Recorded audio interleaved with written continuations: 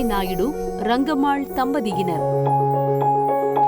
தொலைநோக்கு பார்வை கொண்ட இவர்களின் நல் வழிகாட்டுதலில் இவர்களது மகன்கள் திரு ஆர். சின்னசாமி நாயுடு, பேராசிரியர் ஆர். ராமசாமி நாயுடு, திரு R. Duraisamy Naidu, Seva Ratna doctor R. Venkatachalu Naidu ஆகியோர் கல்வி மற்றும் தொழிலில் சிறந்திருந்தனர். திரு எஸ்.என். ரங்கசாமி நாயுடு அவர்கள் ஸ்ரீ ராமகிருஷ்ண பரமஹம்சரின் மீதும் அவரது டு காட் த்ரூ மேன் என்ற கருத்தின் மீதும் பற்று கொண்டிருந்ததால் அவரது அடியொற்றி வளர்ந்த மைந்தர்கள் அக்கூற்றையே அடிநாதமாக கொண்டு உருவாக்கிய அறக்கட்டளைதான் எஸ்.என்.ஆர். சன்ஸ் அறக்கட்டளை. அறக்கட்டளையின் தற்போதைய நிர்வாகத்தினரை பெருமையுடன் அறிமுகப்படுத்துகிறோம்.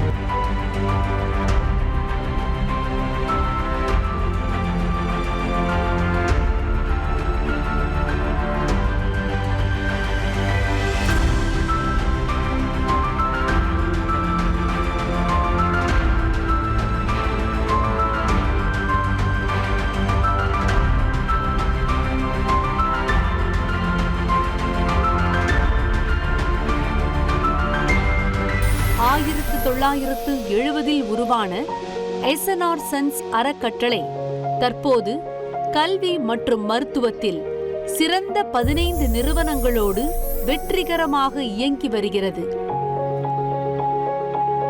Sri Ramakrishna College of Arts and Science for Women, Sri Ramakrishna Engineering College, Sri Ramakrishna Institute of Technology, Sri Ramakrishna Dental College and Hospital, Sri Ramakrishna College of Arts and Science, Sri Ramakrishna College of Pharmacy, Sri Ramakrishna College of Nursing, Sri Ramakrishna College of Physiotherapy, Sri Ramakrishna Polytechnic College, Sri Ramakrishna Advanced Training Institute, Sri Ramakrishna Matriculation High Secondary School, Avarampalayam, Sri Ramakrishna Matriculation Higher Secondary School, Vattamalaipalayam, Sri Ramakrishna Central School, Sri Ramakrishna Institute of Allied Health Sciences, Sri Ramakrishna Multi-Speciality Hospital.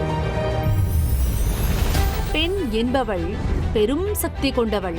பெண்கள் சிந்தனை ஆற்றலையும் செயல்திறனையும் வளர்த்துக் கொண்டால் இந்த உலகையே வெல்ல முடியும். அதற்கு அடிப்படை தேவை பெண் கல்வி என்பதை உணர்ந்த எஸ்.என்.ஆர். சன்ஸ் அறக்கட்டளையினரால் பெண்களுக்கென தனி அடையாளமாக 1991 ஆண்டு உருவாகி 33 ஆண்டுகளாக தன் சாதனை பயணத்தை தொடர்ந்து வருகிறது ஸ்ரீ ராமகிருஷ்ணா மகளிர் கலை அறிவியல் கல்லூரி. 10,000க்கும் மேற்பட்ட மாணவிகளில் 53 பேர் தங்கப் பதக்கம், 401 பேர் பல்கலைக்கழக அளவில் சிறப்பிடம் என மாணவிகளின் வேலை வாய்ப்பிற்காக 50க்கும் மேற்பட்ட தொழில் நிறுவனங்களோடும் கைகோர்த்து வெற்றி நடைபோடும் ஸ்ரீ ராமகிருஷ்ணா மகளிர் கலை அறிவியல் கல்லூரியின் மணி மகுடத்தை அலங்கரிக்கிறது NAC எனப்படும் கல்லூரிகளுக்கான தேசிய தர நிர்ணய அமைப்பின் A+ தகுதி பெற்ற நம் கல்லூரி இந்த ஆண்டு முதல் தன்னாட்சி கல்லூரி ஆகிறது. நம் கல்லூரியின் சமீபத்திய சாதனைகளில் சில: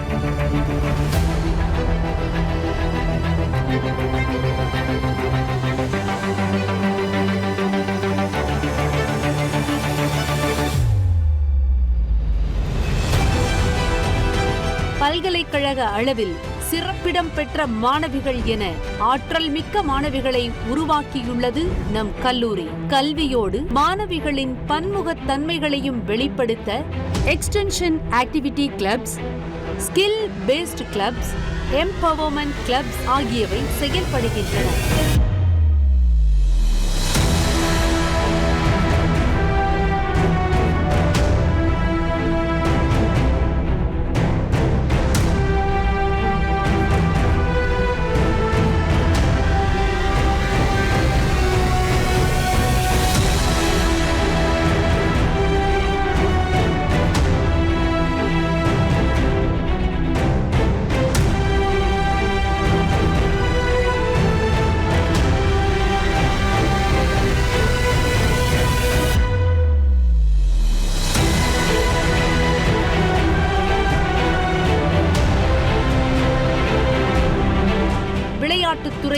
மாணவிகளின் சாதனைகள்.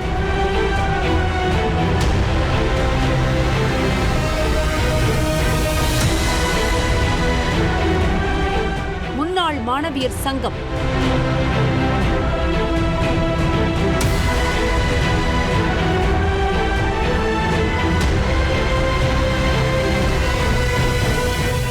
வாய்ப்புக்கு தேவையான திறன்களில் பயிற்சி தருவதற்காக பல்வேறு தொழில் நிறுவனங்களோடு நம் கல்லூரி புரிந்துணர்வு ஒப்பந்தங்களை மேற்கொண்டுள்ளது.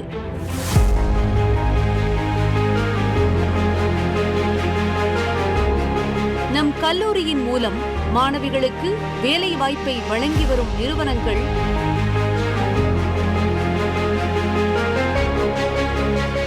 மாணவிகளுக்கு வழங்கப்படும் உதவித் தொகைகள், தேசிய அளவிலும் சர்வதேச அளவிலும் மாணவியரின் சாதனைகள்,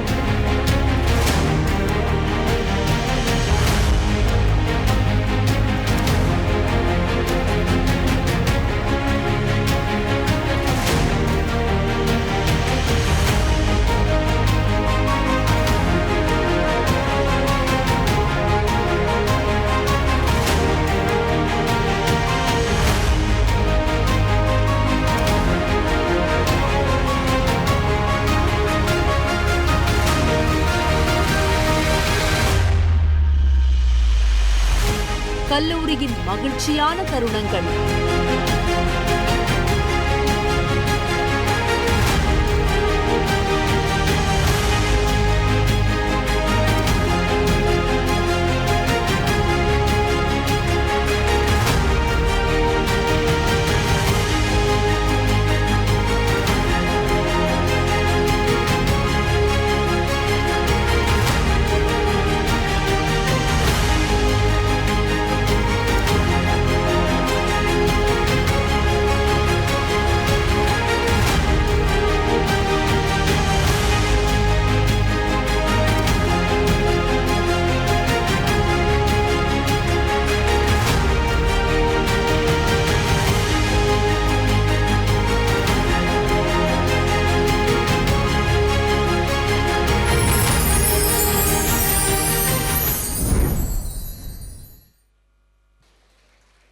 A very good morning and a warm welcome to you all to the International Conference on Innovations in Intelligent Computing and Biological Sciences. I request the dignitaries to kindly take their seats on the dais. Thank you, sir. Thank you, ma'am. It's my pleasure to welcome you all to this exciting conference on innovations in intelligent computing and biological sciences. Today, we gather at the intersection of two rapidly evolving fields where the power of computational technology meets the complexity of biological systems. In recent years, advances in intelligent computing, including artificial intelligence, machine learning, and data analytics, have begun to transform the landscape of biological research. From drug discovery and genetic sequencing to personalized medicine and disease prediction, the synergy between these fields hold immense potential for improving human health and well-being. This conference aims to explore the innovative ways in which intelligent computing is being applied to biological challenges and to foster collaboration among experts in both domains. We will dive into topics ranging from computational biology and bioinformatics to the role of AI in healthcare, offering a unique opportunity for cross-disciplinary learning and idea exchange. We hope that over the course of this event, you will gain new insights, engage in thought-provoking discussions, and leave with a deeper understanding of the exciting future that lies ahead in the convergence of intelligent computing and biological sciences. I once again extend a warm welcome to everyone present here. காலத்தை வென்ற மொழி, சொற்கள் கிடைக்கும் சுரங்க மொழி, இலக்கியம் பல இயற்றிய மொழி, கம்பன் கவி பாடிய மொழி. நமது தமிழ் மொழியின் சிறப்பினை பாட நாம் அனைவரும் எழுந்து நிற்போம். May I request the gathering to raise for Tamil தாய் வாழ்த்து.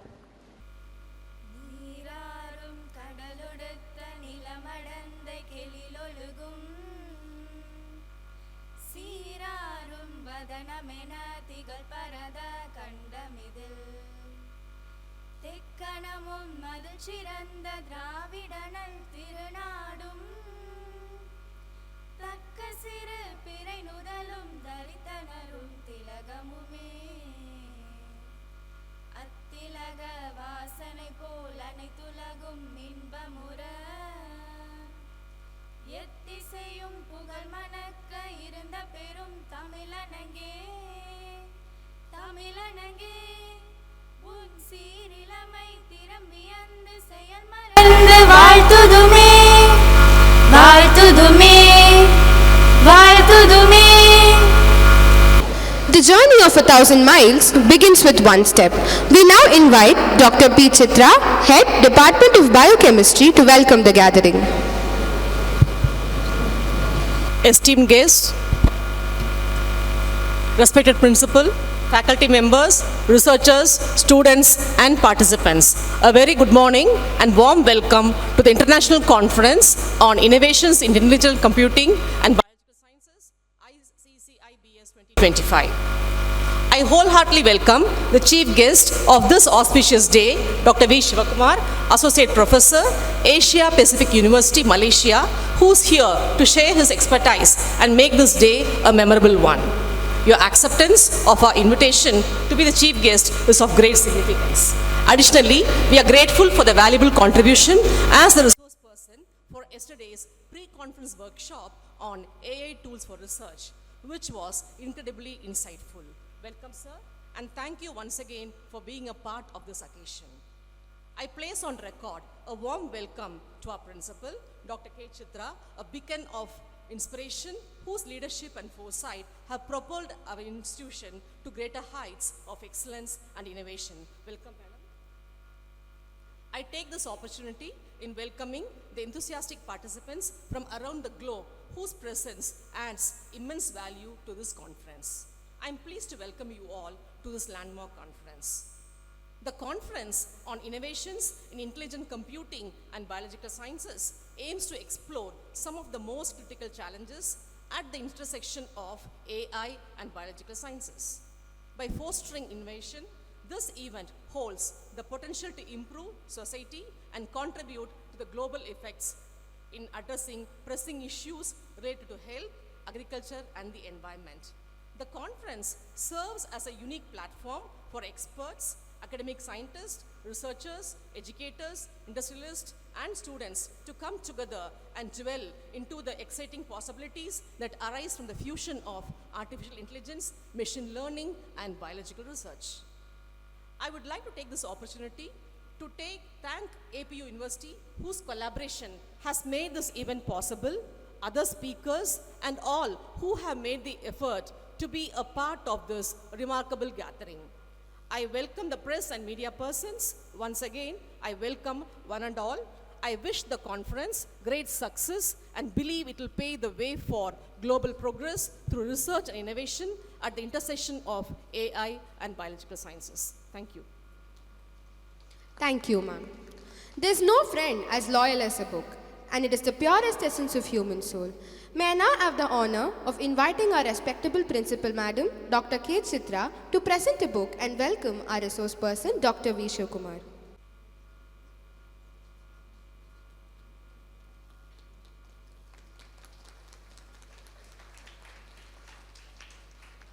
Thank you, ma'am. I now request Dr. P. Chitra, Head, Department of Biochemistry, to present a book to our principal, Madam Dr. K. Chitra.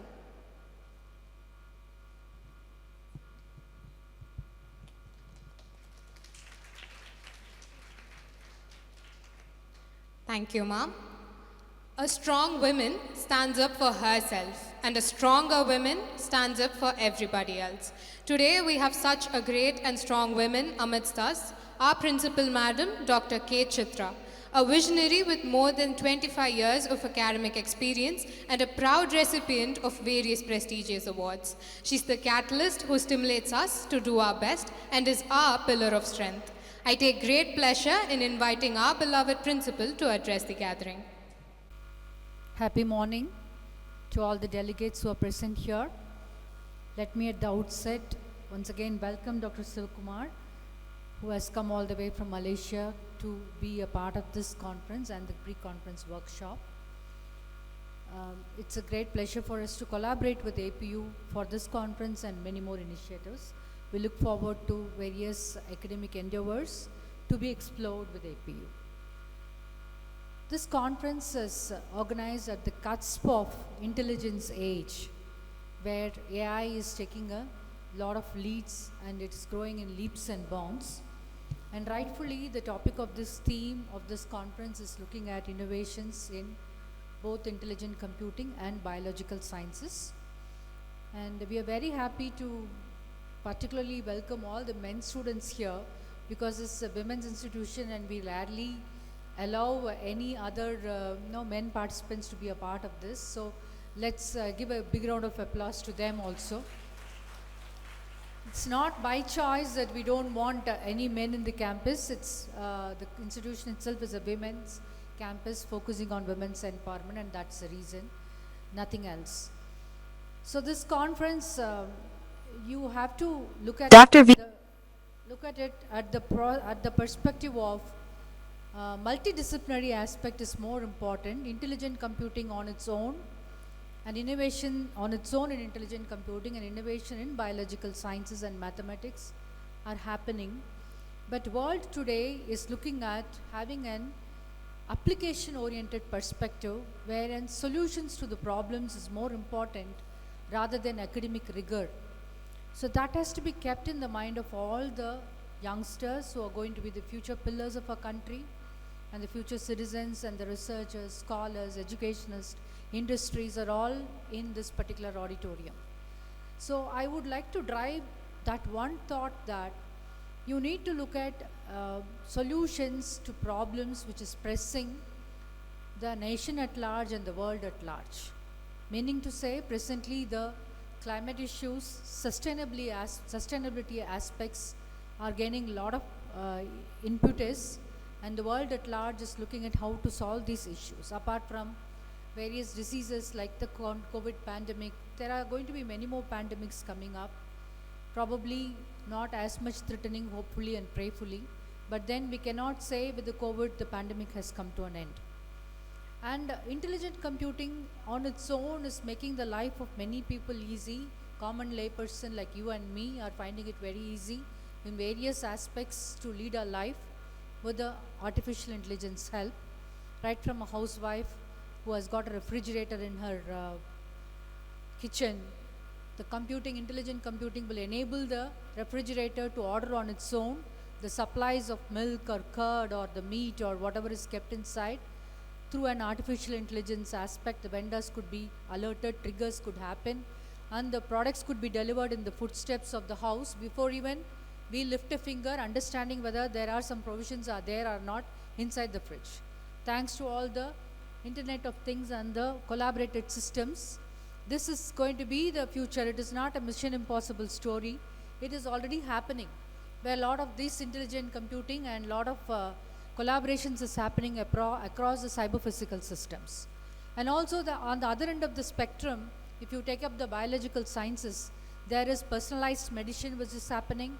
See, medicines are produced at large and delivered in the pockets and the bins through the doctors. But then the days are not far where the medicines would be targeted and customized to individual persons' biomarkers. These are not far. To my blood issues and what is happening, the biomarkers in my body, the medicines could be tableted and delivered. And there are nanomedicines and a lot of other things which are happening, which are already in the innovation cell, in the innovation, or it is already in the implementation part of it. So having said all these things on the one side, on the other side, there are people like Brian Johnson. I don't know if you have heard about him. There is that is called as a blueprint project, where he is trying to, he is 47 years old, and he is trying to be living forever. To live forever, he is trying to employ a slew of doctors trying to look at monitoring his medical biomarkers, 250 and out doctors, constantly looking at his biomarkers. And his thing is called as don't die. Why should people die? Is his idea. And he's trying to relapse to an 18-year-old physical biological system using 250 doctors and trying to challenge the environment and doesn't want to die, taking a lot of metabolic aspects and vitamins and lot of things. I don't advise that. He's having 250 doctors with him, he is doing that. Let's not take the wrong message here. But you should know what is going around in the world. When you have time, you go and watch the documentary of Brian Johnson's Don't Die Blueprint. So a lot of things are happening around us, and this is not possible by synthetic biology on its own or protogenomics or genomics on its own. It is not possible. It is a marriage of the artificial intelligence with all these scientific technologies, and that's how it could be able to give solutions to the various issues. So that's what is happening around the world, and as the students who are in the cusp of entering into the job market, you are in the final years, and many of you have come from other colleges. You might also be in the final year or in the first year. I urge you that you should take at least one message from all the three speakers, starting from Dr. Sivakumar, who is with us right now, to the other two speakers. One of Dr. Subashini is our own alumna who is doing a lot of good work in cancer in United States of America. We are very proud about our alumna, and we are happy to invite her. So a lot of breakthrough is happening. You listen to all the speakers who are well chosen with a lot of care and caution, and Dr. Sivakumar is also having a lot of expertise in application of intelligent system in the health diagnostics. So his address would give in a lot of insights. So you take at least one or two perspectives from every one of the speakers and try to implement it. And remember, it is not supposed to be your research work within your department alone, be it computer science or microbiology or science department. If you do the research within your department, within your colleagues, the reach, applicability and credibility, validity, the far outreach would be much lesser than if you do a multidisciplinary research across the cross border, which would add a lot of values. So having said that, I congratulate each and every one of you for being a part of this conference, and I am very happy that we have received over 250 papers right from the length and breadth of the country, starting from New Delhi to Uttar Pradesh to the deep south, and also from ISRO. ISRO we have received some papers, and also across the world we have received from US, Canada. Various papers have been received, and 250 papers have received, and those is going to be presented. Just look at this cusp of what is being presented by a speaker, make a note of that, and look at how you can implement in your future course of action for your job perspectives, or upskilling yourself, or finding a solution for the problem, or looking at your PhD thesis or postgrad thesis, or whichever you are working on.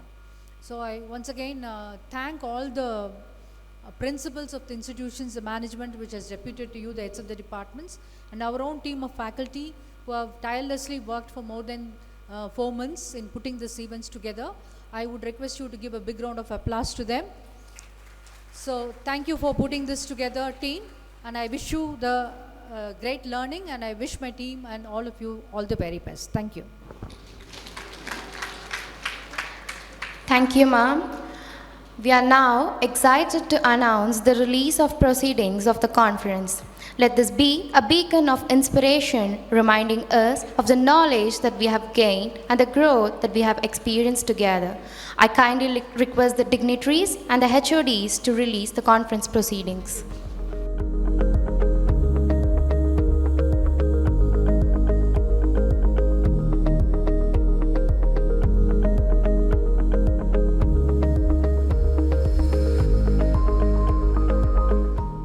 To succeed in your mission, you must have a single-minded devotion to your goal.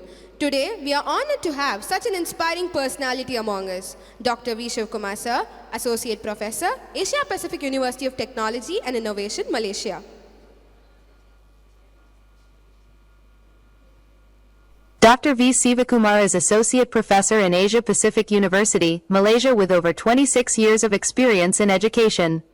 He had served as faculty at senior positions in several public universities of India, Ethiopia, and Libya.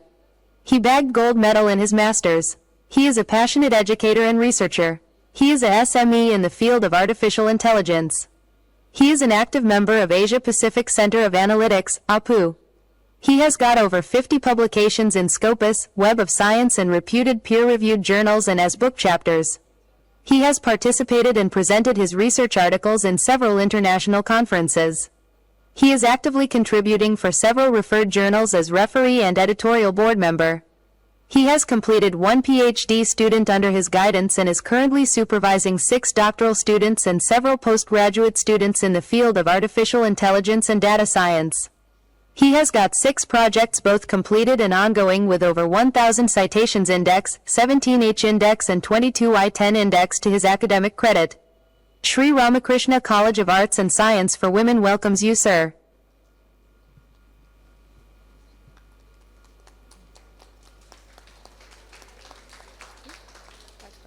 Now, let's begin our plenary session 1. Our first speaker today will dwell into the incredible potential of AI in revolutionizing medical diagnostics and imaging. We are excited to hear from our esteemed speaker who brings invaluable expertise in the rapidly evolving field. Please join me in welcoming Dr. V. Sivakumar, who will guide us through this journey of AI-powered healthcare solutions. A very happy morning to all. I congratulate all the participants of this conference. I really appreciate the meticulous efforts taken by the entire team, those who are behind the successful conduct of this conference. Getting around 250 papers is not an easy thing, because I have been conducting a conference every year in our university as well. So attracting the participants for submission of papers to the conference is a very big deal. Really, it is quite shocking for me to learn that the conference has gained more than 250 papers across the globe, not only across India, across several states, from US, Canada and all. Really, that shows the momentum gained by this conference. That itself gives a very good impression about this conference in this healthcare, because I'm also from healthcare, so biological sciences, intelligent computing and biological sciences. So the participants, really you are going to gain a very good experience out of this conference. You would be listening to many of the presentations. So that would definitely help you to proceed in your academic career. So whoever wants to do whatever the career that you choose for your masters and beyond, so definitely this will give you a pathway to select the appropriate career pathway. So with that note, let me start my plenary session. Once again, I congratulate one and all who are all behind the successful conduct of this conference. I appreciate and I congratulate. Happy morning once again. So, see, I'm working on more on disease predictions. Okay, let's talk about AI in healthcare. So when you see AI is an artificial intelligence which is trying to make the machines intelligent, thereby we make the machines learn by themselves and to do human-like tasks, right? So that is artificial intelligence, as rightly pointed out by our principal. It has got its root everywhere in all the domains. Okay, whatever the technology you talk about, whatever the field you talk about, whatever the science that we are in, everywhere AI has its place. So AI has got its proven momentum in every field. So coming to this healthcare, what do you mean by AI in healthcare? AI in healthcare is a very big umbrella term which includes the applications of machine learning and deep learning as well, in the applications of working towards healthcare possible and positive outcomes. Okay, so when you talk about patient care, okay, so how does it improve the patient care and treatment plans as well? So that is all, overall we call it as AI in healthcare. Yes.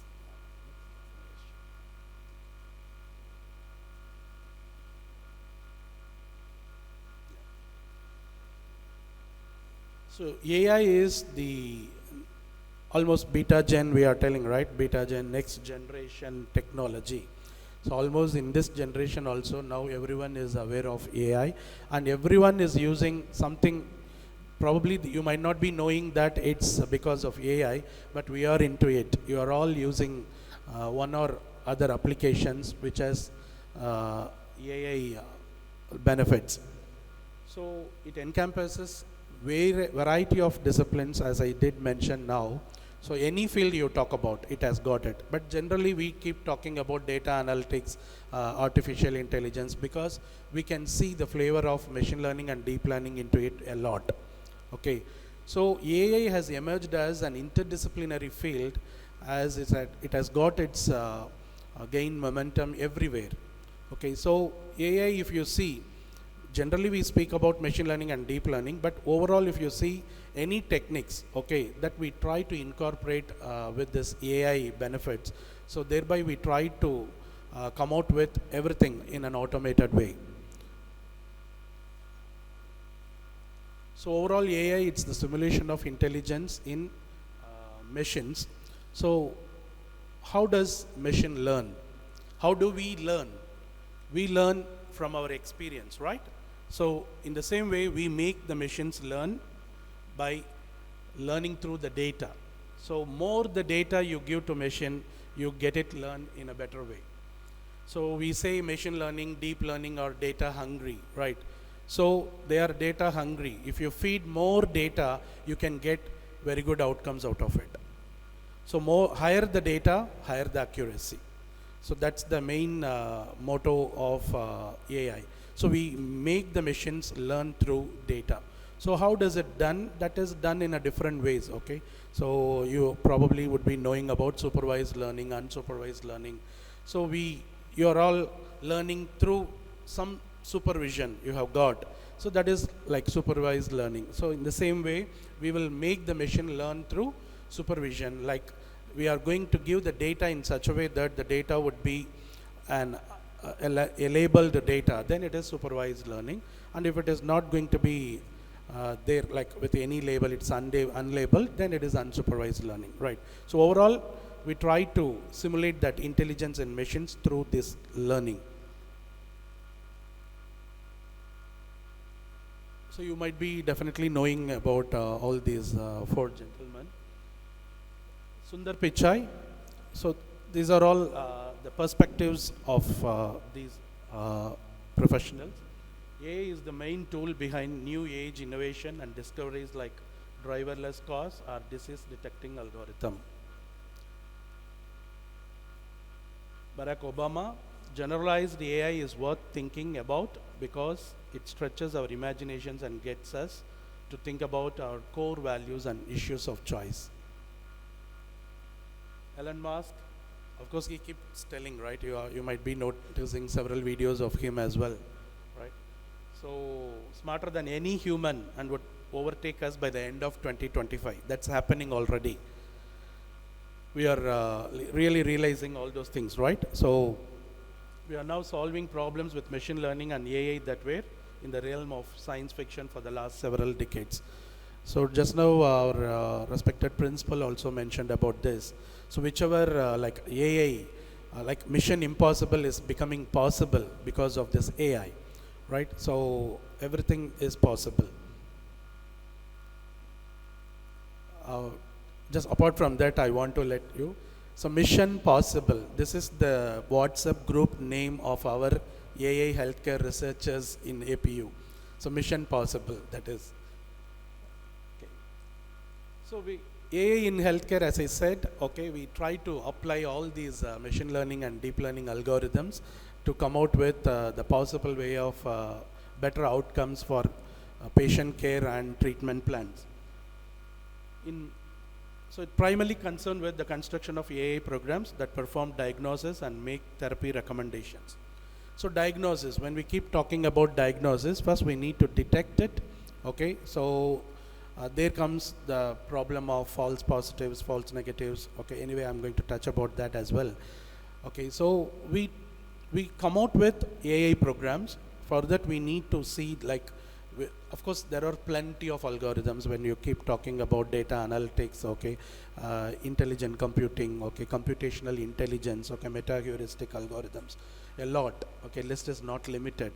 So we need to come out with a proper literature to see that which kind of algorithms best suits your case, okay, your disease, okay. Say for an example, currently we are working on Huntington disease, okay, so we are working on scoliosis as well.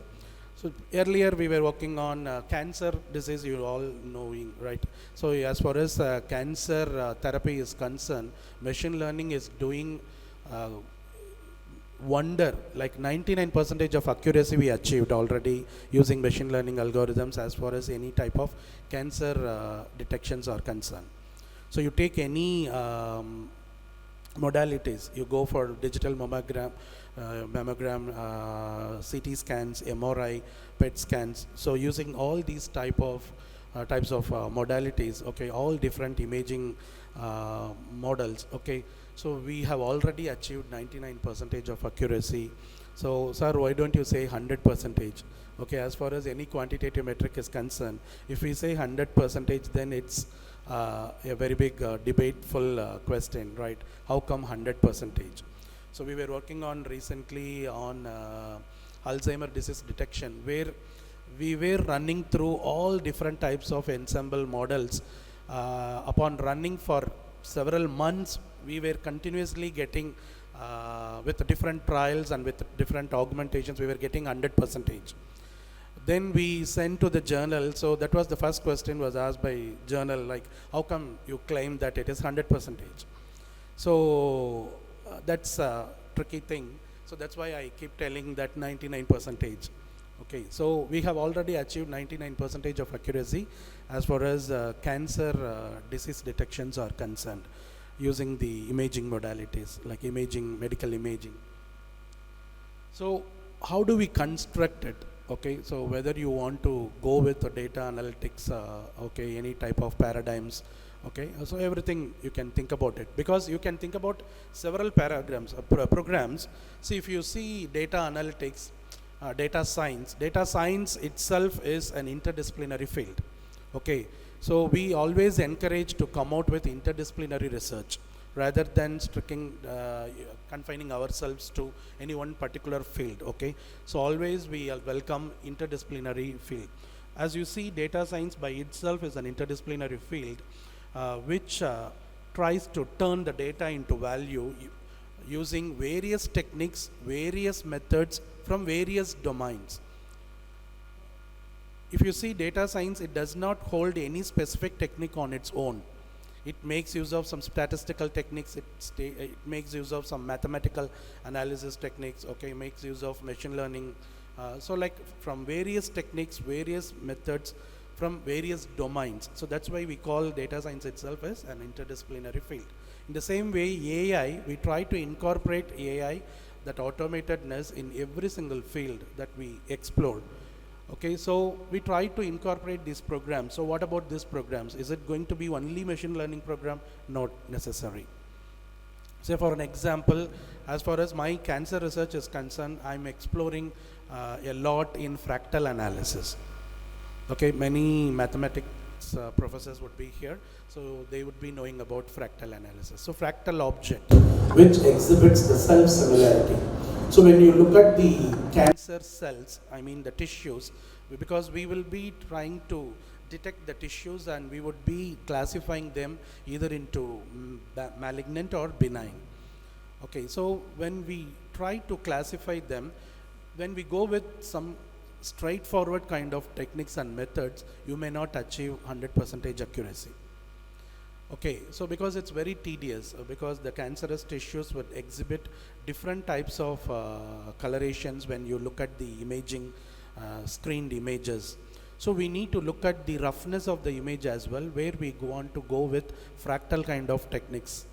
So we try to see that, because those cancerous malignant tissues especially, they exhibit those self-similarity concepts. So when you try to adopt like such type of mathematics bound concepts, okay, like this is an example I'm telling, there are lots of techniques being used when you try to incorporate or coming out with some AI programs. So AI is simply not like bringing out an AI programming language and doing it. So the mathematics plays a vital role, statistics plays a vital role, different modelings, okay, as I said, supervised learning, unsupervised learning, everything plays a vital role.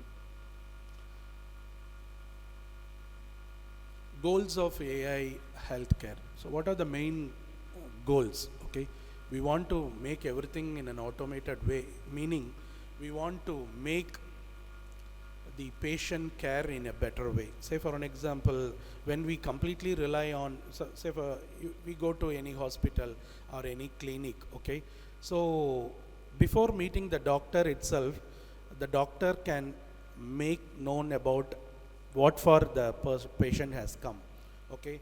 So this is an example I'm telling, like starting from everything, like you can plan, okay. So that is the main goal of AI healthcare. So patient care, okay, how it can assist the patients, how it can assist the doctors, okay, nurses. There are several nurse AI assistant is also there, right? You might have come across.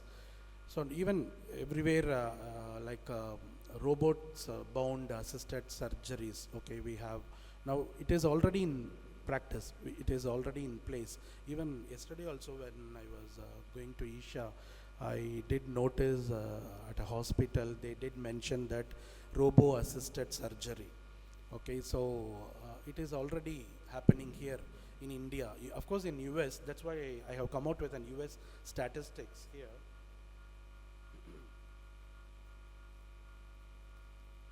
See, 25% of US hospitals use AI for predictions, meaning a quarter of the hospitals, they are already using, they have implemented AI for their predictive analytics.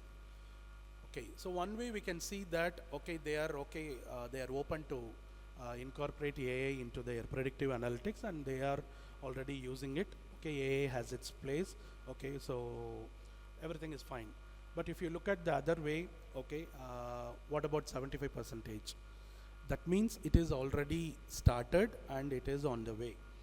As Dr. Chitra said, many pandemics are yet to come. Okay, so we should be ready to face all the challenges. So how do we be able to face the challenges?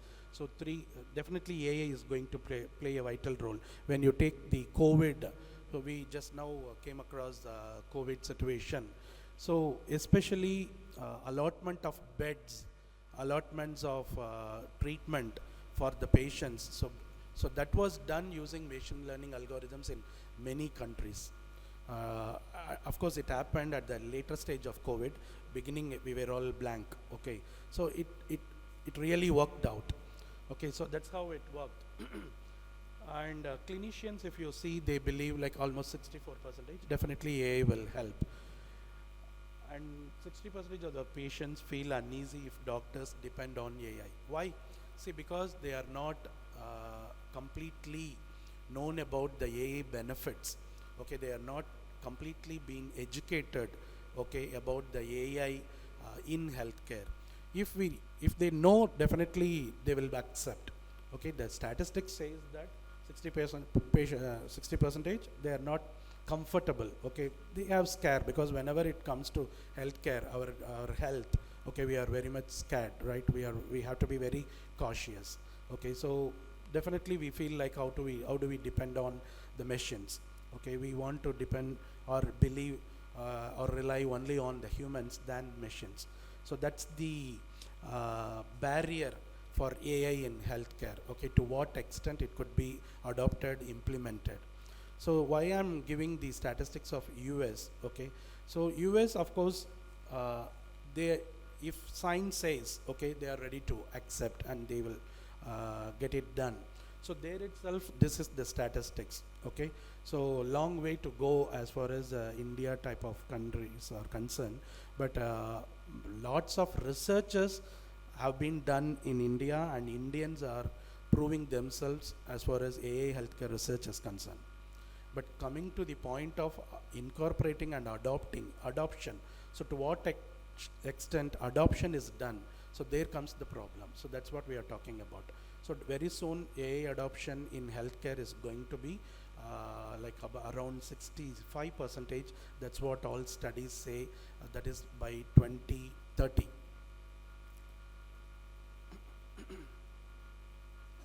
So based on this statistics, the global healthcare market study is given by 2030. So the predictive analytics says the market size would go to $200 million, okay, by 2030. So to that much of AI adoption would happen. So how it is used, just now I was touching this medical imaging and all, so lots of modalities.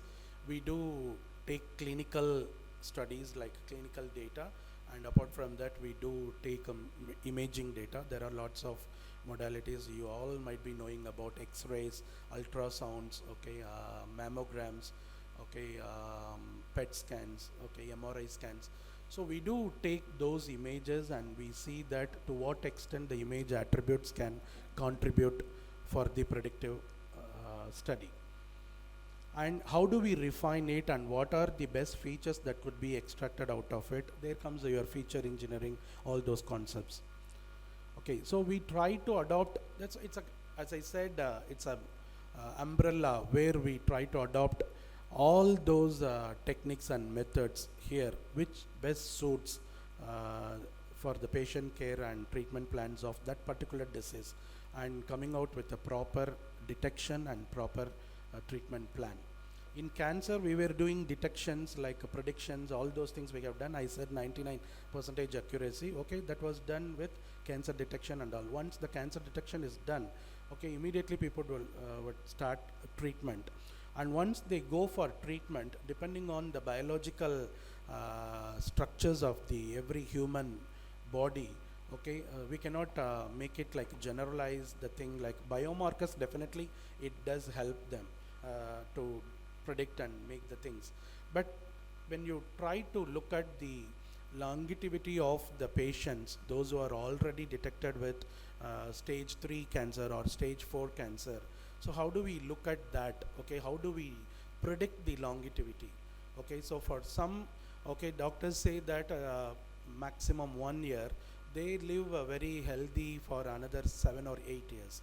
Even those who are detected with stage 4 very dangerous cancers, okay, so such type of things I'm telling, pancreatic cancers and all. So it all depends on the biological structure. So that's why we try to do a mapping across the biological, that biomarkers and all. Okay, so lots of researchers are into already in place and it's going on. So that's why we try to see that what would be, so to what is the prediction, like probability of longevity of the patients with stage 3, stage 4, like 5 years, 10 years, that we try to do. So we try to incorporate the diet plans, and you might be noticing several diet plans people keep talking about. So with a diet also, how this can be prolonged, okay, so how can you increase and make your life better, okay, even with such type of deadly diseases. So all these researches are underway, and we have succeeded already to a greater extent, and it has been done and it has been proven as well. And coming to earlier detection of ailments, yes, early detection, we are working on several early detections. Healthcare plays a vital role as far as I said, first the early detection, then comes the treatment plans, all those other things. Decision support in diagnosis. Just now I talked about virtual assistants. So there are many virtual assistants available. There are many nursing assistants available, clinical assistants available. Like, so what do they do? Like even OP patients also, you don't need to go to doctor for like OP, 24/7 OP are available. That could be, you can get it done being at home. Okay, so that type of clinical decision support systems have come. There are many, okay, so if you see, you talk about doctors company and all, so several such companies you can, list is not limited. So they are giving, okay, even in India also, if you see Apollo Hospital also has incorporated such type of decision support system where you can get registered by yourself, and with some symptoms, whatever the symptoms that we are going to register, with that itself it would suggest the proper treatment plan. Okay, so definitely it plays a vital role. Preliminary diagnosis. Surgeries, yeah, robo-assisted surgeries. Because if you see, there are some surgeries which which may last for 8 to 10 hours. Okay, so where the consistency of the hand, because we are humans, right? So that is how it is going to be there. So that is like overcome by this robots. Okay, so there comes the main role of robo. So for that is where we are using robo now in that stage. Okay, so making use for the consistent usage of the machines, machinery, holding, all those kind of stuff. And better user experience. Yes, users, they are having a very good experience based on this all virtual assistants, based on this patient assistance. Okay, so there are several systems in place. As a student, you all might be doing it already, right? Suppose nursing students are there, any kind of pharmacy students, all are already for your projects and all, you would be doing such type of like find for your FIPs and all, you would be coming out with such type of systems, like virtual assistant based several systems you can come out, so which will act as a clinical support for anybody, like whoever may be the stakeholder, whether going to be a doctor or patient or a healthcare provider, whoever may be. Wearable based technology, yes, IoT is definitely playing a vital role. So that is how we are getting everything done, right? So because we need data, as I did mention earlier, we need data.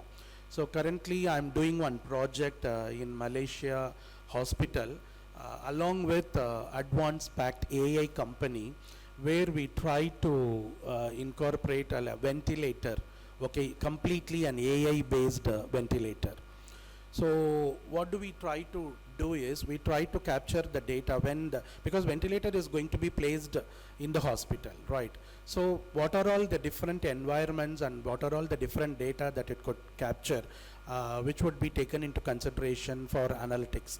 Okay, so we are at that stage. Now we have placed that ventilator machine in our APU, and we are trying with now hardware based, that engineering research is going on. Once this part is over, that sensors, everything is over, then comes the data pipeline. So then we try to capture the data as much as possible, and we see that how it could be incorporated and taken into consideration for our data analytics. So that's how it works. So IoT, definitely it plays a vital role. Wearable technologies, there are plenty, a lot. You are also, everyone is using, because every one of us are using several gadgets. If you take at home itself, we are having a minimum of 7 or 8 gadgets, minimum 2 laptops, 4 or 5 mobiles. Okay, so just imagine how much of data being captured, okay, being generated. So of course that gives a rise to another like big data. But we have already come out with several technologies to handle that big data. Okay, because you might be knowing about volume, velocity, veracity. So when we think about, so that's another challenge as far as AI healthcare is concerned. So the data set. So we say that when you take any one single medical image, that itself is a big data. So a minimum of 1024 by 1024 matrix it would be, meaning 1024 rows by 1024 columns. You just think about how many pixels. This is just a image. So if you take a data set, a collection of 2000 images, so how much of data? So one thing is, we need to apply algorithm, we need to see that how does it work. At the same time, how do we make it possible to get it executed in a very optimized way? Because handling of huge data is also a very big thing.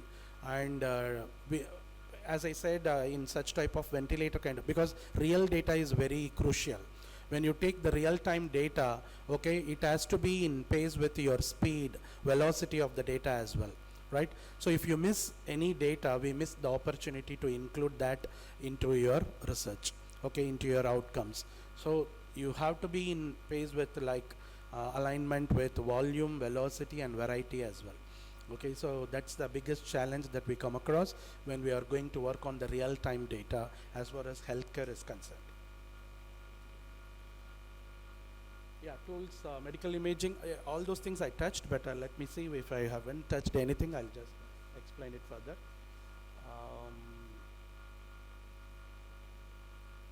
So definitely it enhances diagnostic accuracy, as I said.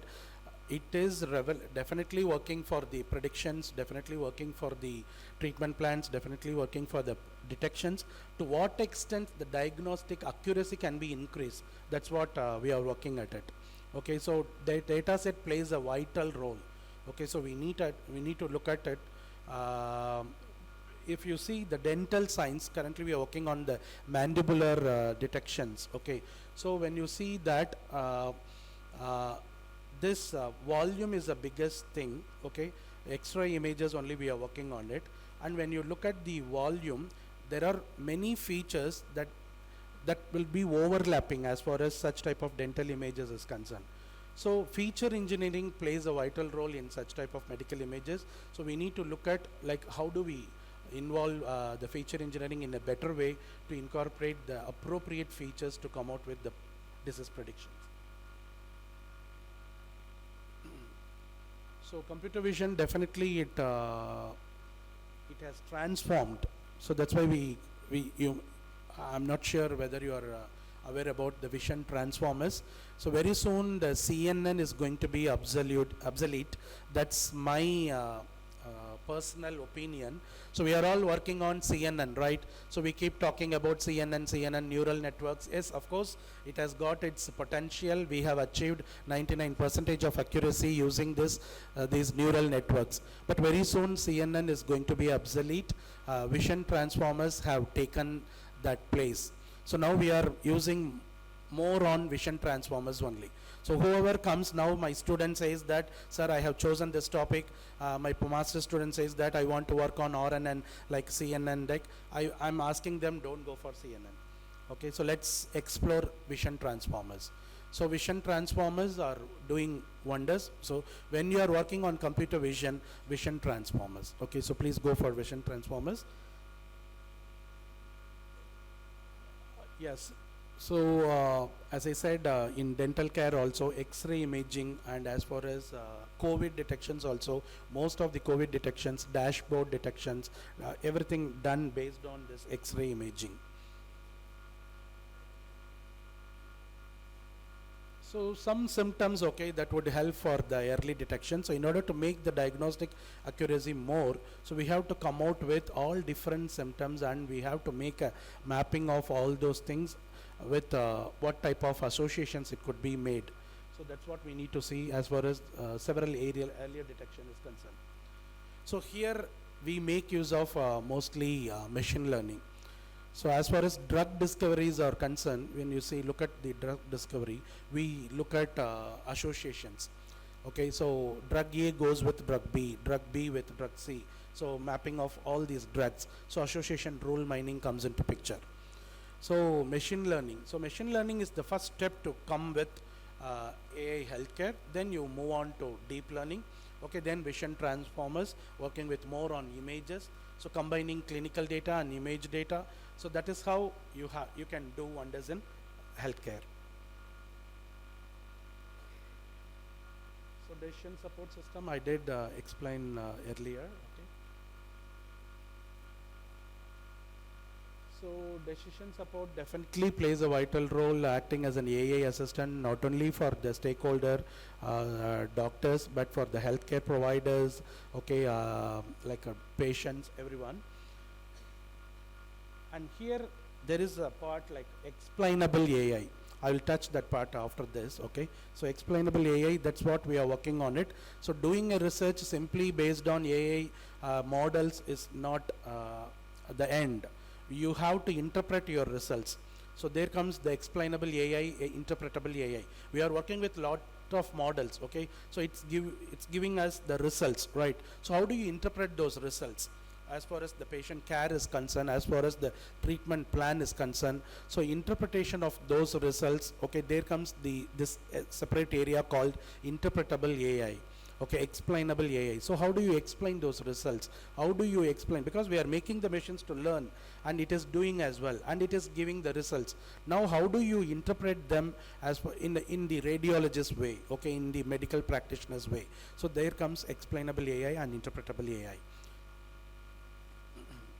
So AI assisted surgeries, as I did mention, so it does involve localized mapping. Okay, so we have to work based on the localized mapping of the particular disease, and particular, of course, it works based on that.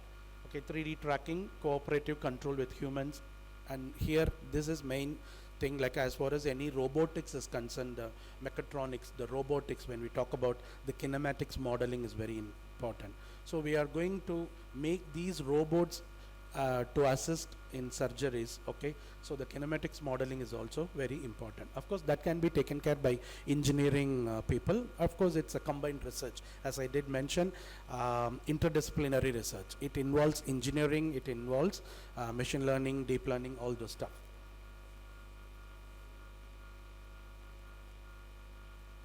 So better experience for faster functionality, because we want everything in a faster way.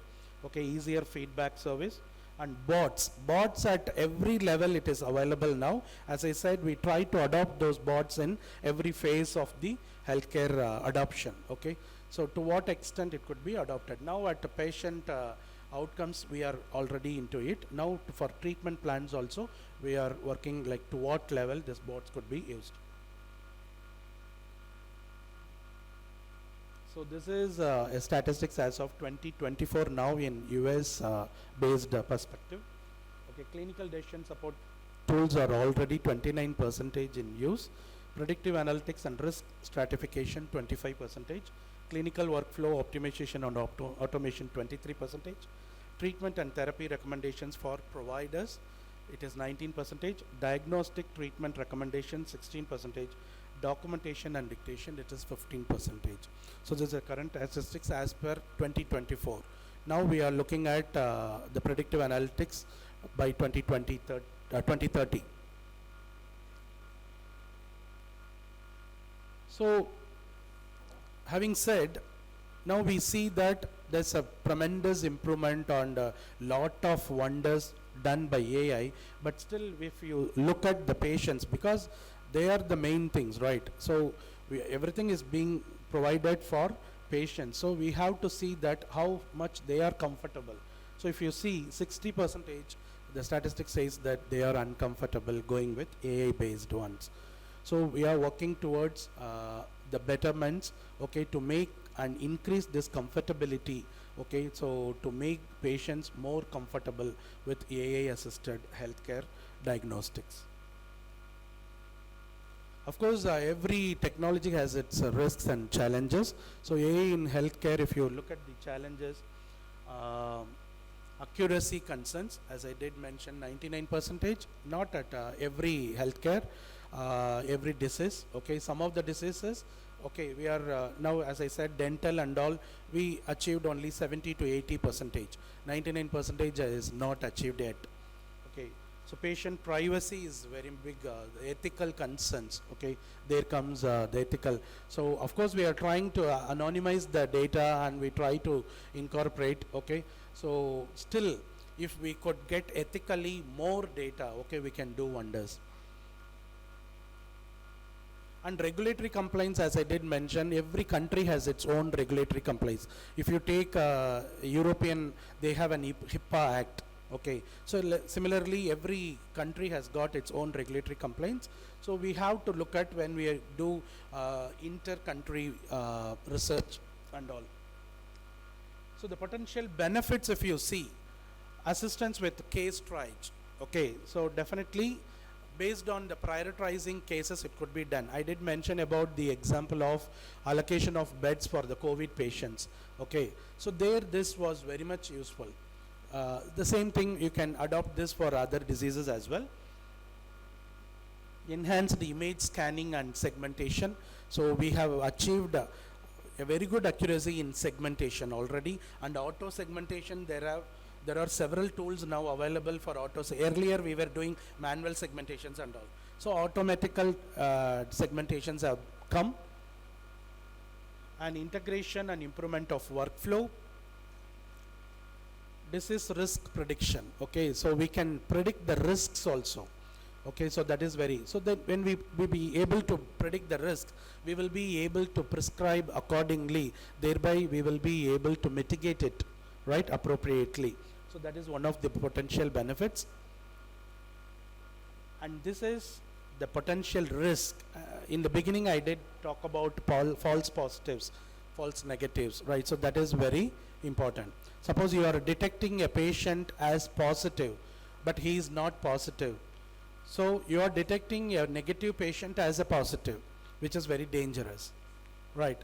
So that is, we have to look at it. So this is quite common because when we do models, okay, all models are subject to be inclusive of false positives and false negatives, right? So to what extent we achieve the reduction in these false positives, negatives. So there comes the success of your research.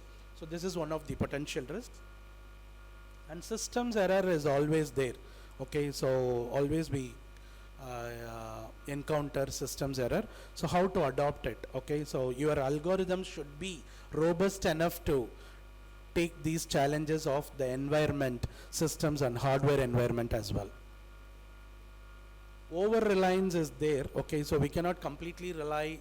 Okay, so we should have a proper mapping of that human based diagnosis and the AI based diagnosis. Unexplainable results.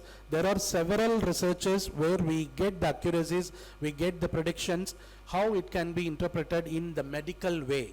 So that is, there comes the explainable AI and interpretable AI. We have Lime models and all. Okay, so we are working on it.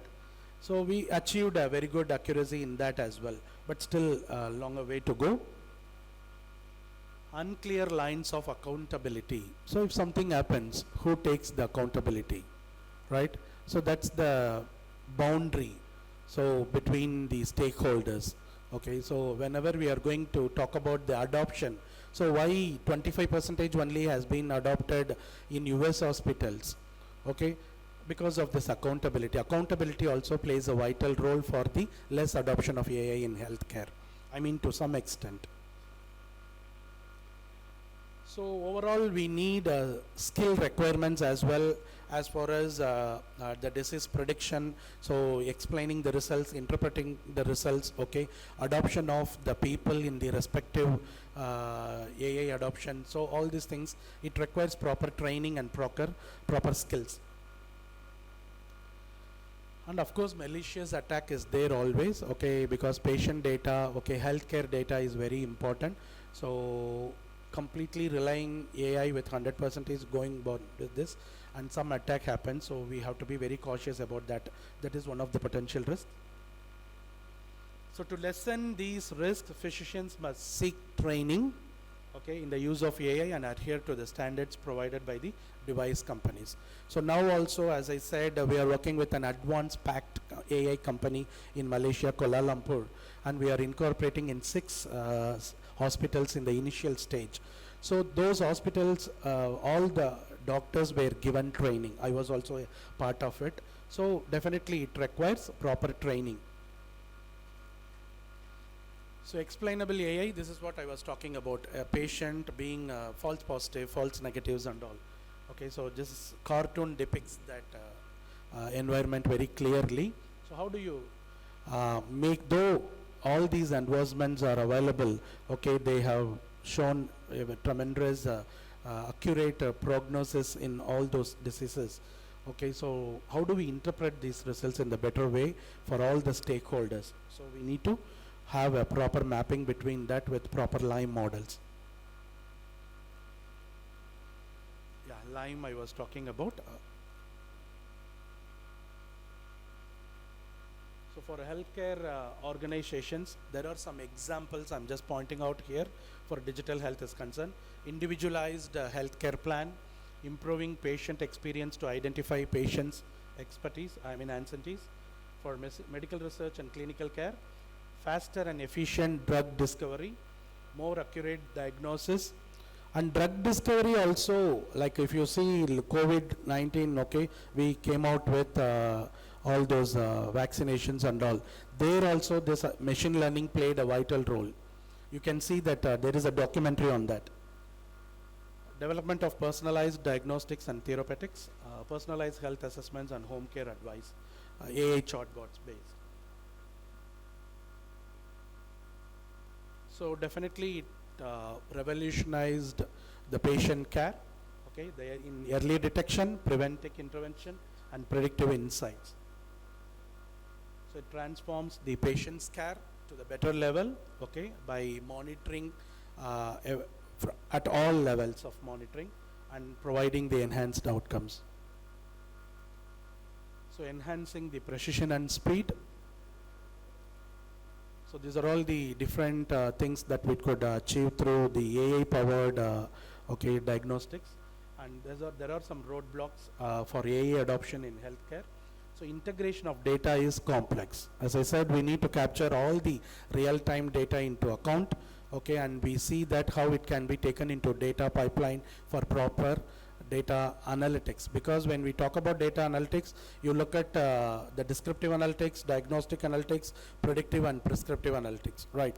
So how the data pipeline could be taken into account when we do the framework, okay, involving all this hardware. Challenges such as trust, legal and liability issues, ethical issues, okay, or societal issues, all those things are there. Time and energy limitations to consider and the need for better hardware designs. And talent shortage, of course, it is there. Okay, so thank you, dear students. Those who wish to do research in this area, especially on cancer research and other researches, I did mention now scoliosis, okay, Alzheimer disease detections, okay, and dental science research, okay. If you have any doubts or anything like related to your results or anything, you can always approach me. Okay, thank you. I'm happy to help you out. Okay, good luck. All the very best. Thank you.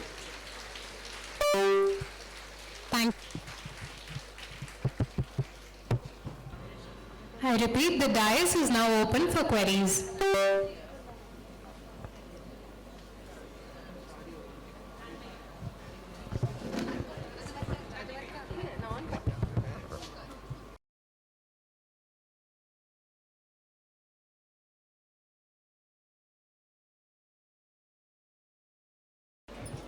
Good morning, sir. Good morning. Yeah. My name is Diksha. Yes.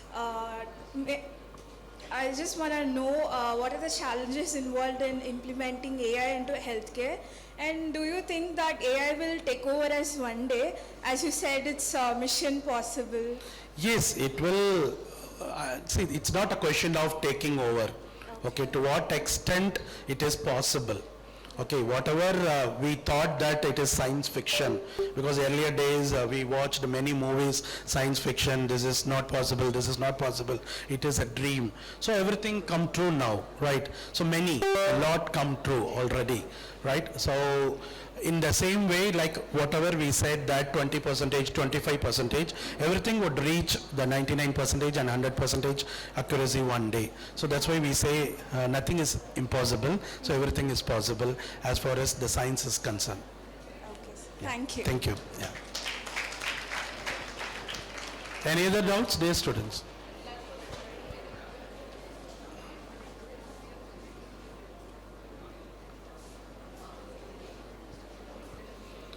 See, as far as the research is concerned, you have to play around the data.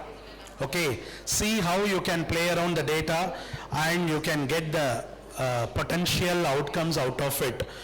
That's what you need to see that. So, and coming to the adoption, okay, we look at the accuracy and all. So all those things, and we are working a lot to reach that goal. Okay, and one day we will definitely reach it. Okay, with that note, I thank one and all for giving this opportunity, and once again I congratulate all the participants of this conference. I wish you all a very good luck and best wishes for your future endeavors. Okay, thank you, dear students. Thank you, sir. As we conclude this session on healthcare diagnostics and imaging using AI, I extend my sincere gratitude to our speaker, organizers, and participants for their valuable contribution. Sir, your insights have illuminated how AI is transforming accuracy and efficiency in diagnostics. As Peter Drucker said, the best way to predict the future is to create it. Let us continue harnessing AI to redefine the future of healthcare.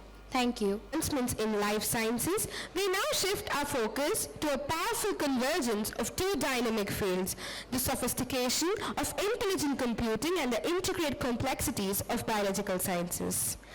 In our plenary session 2, our second speaker of today is Dr. P. Subashini, Professor, Department of Computer Science, Avinashilingam Institute for Home Science and Higher Education for Women. Welcome, ma'am. Dr. P. Subashini, born and brought up in a small town from Tamil Nadu, Parthasarathi Subashini received a BSc Mathematics degree from Bharathiyar University, Tamil Nadu, India in 1990 and MCA degree from the same in 1993. She has also received MPhil and PhD respectively in computer science in year 1998 and 2009 from Avinashilingam University. She has also obtained MSc, Applied Psychology, from Bharathiyar University, Coimbatore during 2022. From 1994, she is working in the Computer Science Department of the university. Professor Subashini's research has spanned a large number of disciplines like image analysis, pattern recognition, neural networks, and computational intelligence. Concurrently, she contributed to several fields of mathematics, especially nature-inspired computing. She has authored or co-authored 10 books, 12 book chapters, 1 monograph, 172 research articles, including IEEE, Springers in various international, national journals and conferences. In course of her research and teaching, Professor Subashini has mentored over 8 PhD scholars and 100 of postgraduate students. She is a recipient of DST.PPP for the year 2011 to 2013. Under her supervision, she has 14 research projects of worth more than 4.6 crores from various funding agencies like Defense Research and Development Organization, Department of Science and Technology, SERB and University Grants Commission. She has held positions as reviewer, chairpersons for different peer-reviewed journals. She has visited many countries like Singapore, Malaysia, Dubai, France, Switzerland, Italy, Canada, Germany, Spain, Czech Republic, Rome, Morocco, United States of America, China, Philippines, and Netherlands for various knowledge-sharing events. As a member of IEEE Computational Intelligence Society and IEEE Computer Society of India, she extended her contribution as IEEE Chair for Women in Computing under IEEE Computer Society of India Council in the year 2015-2016. She has established active international teams with University of Wyoming, USA, University Hassan II Casablanca, Morocco by executing law with these two universities and collaborated with teams from Brunel University, UK and Athabasca University, Canada for few research endeavors. She is the coordinator for Center for Machine Learning and Intelligence, funded by DST, promoting artificial intelligence among students and researchers of all the disciplines through interdisciplinary research, projects, products, clubs, training programs, etc. She has also 4 patents at her credit.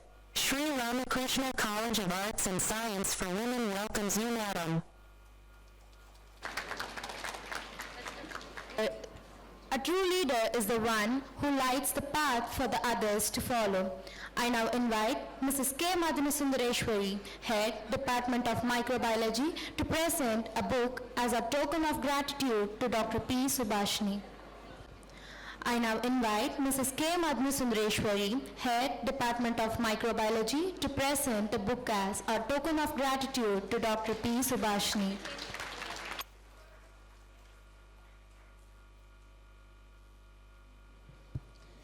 Thank you, ma'am. In this upcoming plenary session 2, we will dwell into the innovative applications of intelligent computing with the realm of biological sciences. Together, let us unlock the full potential of this exciting convergence and pave the way for the future where the power of intelligent computing drives groundbreaking advancements in the life sciences. We now invite our esteemed speaker, Dr. P. Subashini, to address the gathering. Good morning, one and all present here. Is it audible? The last? Yes? Okay. First of all, I would like to thank the organizers and the authorities of this institution for inviting me to this conference. It is a last minute arrangement because of the earlier speaker. Actually, with consent from the organizers, I have changed the title a little bit. Instead of artificial intelligence for agriculture, I have changed as AI for biosciences, because I heard that this particular event is happening in the School of Allied Health Sciences, and both computing and biosciences people will be here, students will be here. So I thought I can change that to artificial intelligence for biosciences, but don't worry, I'm going to touch upon even agriculture also. So my talk will be about the biosciences, how AI can be used in biosciences field as well as agricultural field. So when we talk about any domain, it will be like AI can be applied in various dimensions. In all the dimensions you can apply artificial intelligence, whether it is a science or social science, whatever may be the field. So I have taken few dimensions to explain how artificial intelligence can be used in those fields, both biosciences as well as agriculture.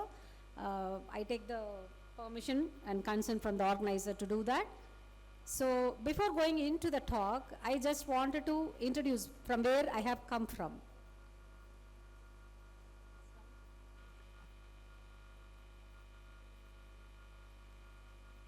Though I am a professor and my basic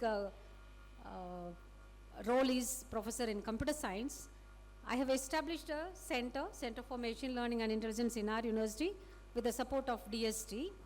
So this, why I am telling about this center is, it will be interesting to the students to know about such kind of research centers, because this center is a multidisciplinary center and it is open to all domain students, faculty members and research scholars. So this is the center's photograph. We have 3D printing.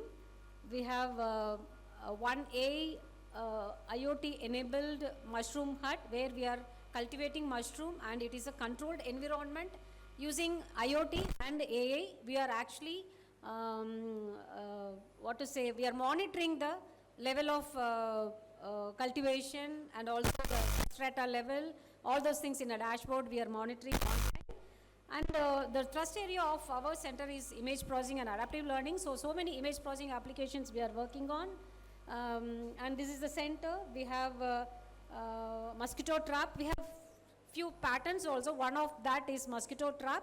So while the mushroom cultivation hut is actually established and taken care by our center as well as the botany department, the mosquito trap is actually done by along with the zoology department. So there one team of people are working on mosquito research, and with them we have done that patenting.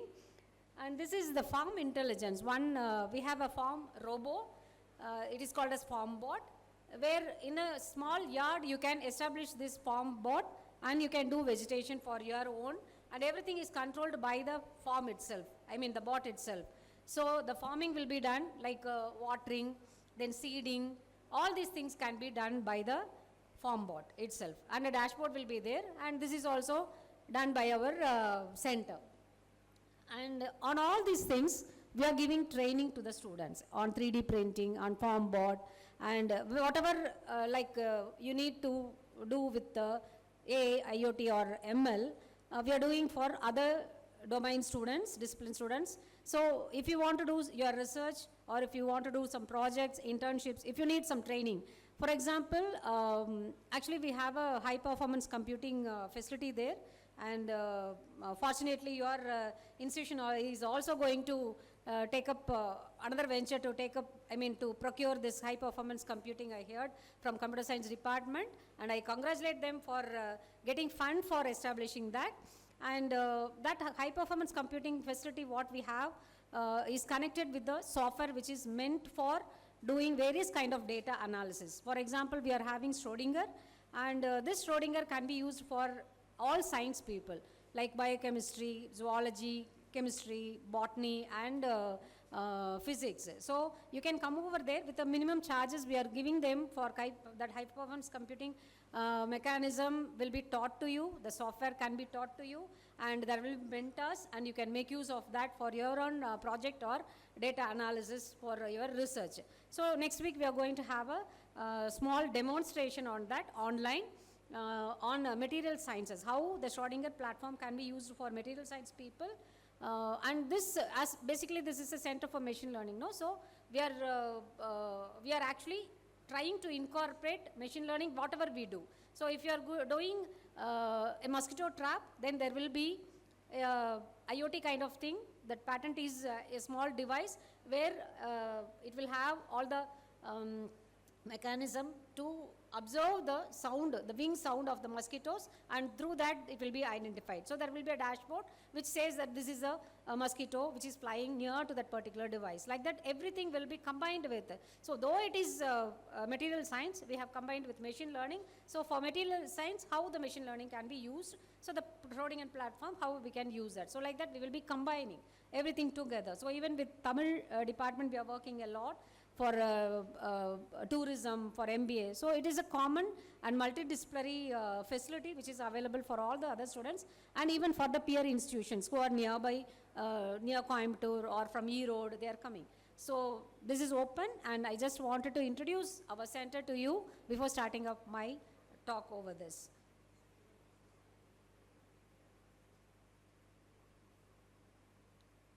So now coming to the talk. So as sir was already given you so much of introduction about what is AI, ML, deep learning, all those things. I am putting it in one slide just. So artificial intelligence is the umbrella for everything. So in before 1960 itself, artificial intelligence, the terminology has been formed and it has been established, and in many AI winters has been crossed over, and that is the umbrella for all these things, whatever we are using here or whatever we are trying to develop here. So that is nothing but creation of intelligence, giving intelligence to the machines, and which will try to react as a human. It will just emulate the human brain. So that is artificial intelligence. And if you say what is machine learning, it will try to identify certain patterns from the data, whatever we have given. So it will try to see the pattern, and it will try to understand what is that pattern and where and how that particular pattern comes, and in the future whether it is coming, if it is coming, it will intimate you, or whether it will analyze whether it will come or not. So that is machine learning. And if you say about computer vision is nothing but the images, how the images and videos are seen by the computer, what is the vision of the computer, or what is the vision of the machine. Actually, that is machine vision or computer vision. So it deals with the images and the videos. And natural language processing. So the natural language processing is nothing but listening, replying, and analyzing. So whatever text you enter, whatever text you speak, it will acquire, it will do some analysis, all the speeches will be analyzed, the text will be analyzed, and it will try to reply for that. So that is NLP. And deep learning, it is actually human visualization and recognition is more deeply done by the machine. So more than machine learning, deep learning will work more deeply, even in a small pixel level or in a small information level, small fragment of data level, it will work. That is deep learning, and it will be using more on neural networks. Then as sir mentioned, data science is a part of the artificial intelligence. We cannot say that it is artificial intelligence. It's a part of interdisciplinary kind of area where you can combine together, because data science, it always work with machine learning or deep learning or something for doing some kind of analysis. Okay, so unless you have AI incorporation or machine learning incorporation or whatever may be the branches of AI, without that data analysis cannot be done. So the data, it will be from whatever may be the field you are using. So the data can be from any field. So data science, you can say that it's a kind of multidisciplinary or interdisciplinary category domain. So first, I'm just trying to put some information about for biosciences. So in many domains, as I told, as I mentioned, AI can be used for one particular domain in various dimensions. Okay, one such dimension is genomics. So there are various domains. For example, various dimensions. For example, we have worked upon the metabolics. So how the metabolism, the microbes of one particular plant, or which microbe will be playing a significant role on improving the plant's defense mechanism. So we are working on that. So similar to that, so many dimensions are there in biosciences. We are working on cancer, different kind of cancer we are working, diabetic retinopathy we are working in health sciences, many healthcare also we are working. So there are so many dimensions. So I have just wanted to give some introduction, some meaningful intro about the genomics. So why AI and ML can be used for genomics? Why there is a need for that? So more than 20 years has been passed after this genome sequence has been drafted. So generation of extraordinary amount of gene data is actually there. So much of amount of data is there. How to process that? We generate between 2 to 40 exabytes of data within the next decade. It will be going beyond that. So much of huge data is available. So much of huge processing is required. So definitely with the human tendency or human work and efforts, this processing cannot be possible. So definitely we need some kind of computation here. So DNA sequencing and other biological techniques will continue to increase again if you go for DNA sequencing and processing, all those things, this again data processing and analysis will increase the number of, and complexity also. Not only the number of data, but the complexity also will get increased. So these are the reasons why we need AI and ML interference into the genomics. So what are some of the ways? Already the previous speaker has given a huge list of places where AI and ML can be used for healthcare. So where this in genomics it will be used? So examining people faces with facial analysis and identifying the genetic disorders. By analyzing the face itself, we can say what are the genetic disorders that particular person is having. Then machine learning can be used to identify the primary kind of cancer. In our center, we are working for leukemia, then cervical cancer. We have a patent on a particular device which will be used for pre-screening the cervical cancer, and so many other cancers also we are working out. From a liquid biopsy, we can identify, and machine learning can be used for that, predicting how a particular cancer will progress in a patient. So how it is progressing in a patient. So it can be analyzed, identifying disease-causing genomic. Recently we have taken one particular research on that. So what will be the variant, genomic variants? How to identify that from the gene patterns, sequences, how the genomic variants will be there, and benign variants using machine learning we can find out. And deep learning can be used for improving the function of gene editing tools. So there are so many gene editing tools which are available and open to all the people. So deep learning can be used to even tune that gene editing tools. One of the tool is CRISPR, okay? So these are some of the few ways where AI and ML can be used in the genomics field.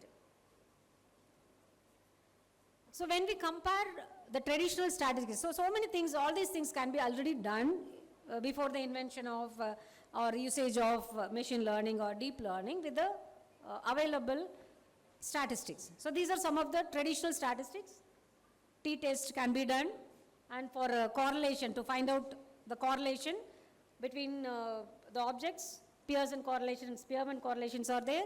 We have regression. So ultimately we have, under this machine learning, for data normalization, many methodologies and approaches are there Then the normal pipeline will be, after this, we have to find out the characteristics, which will play a significant role to find out anything. So for that, feature selection will be there, and after that, we'll be doing the learning, supervised learning, unsupervised learning, multivariate analysis, and supervised and unsupervised multivariate analysis. All those things will be done. So these will be the approaches.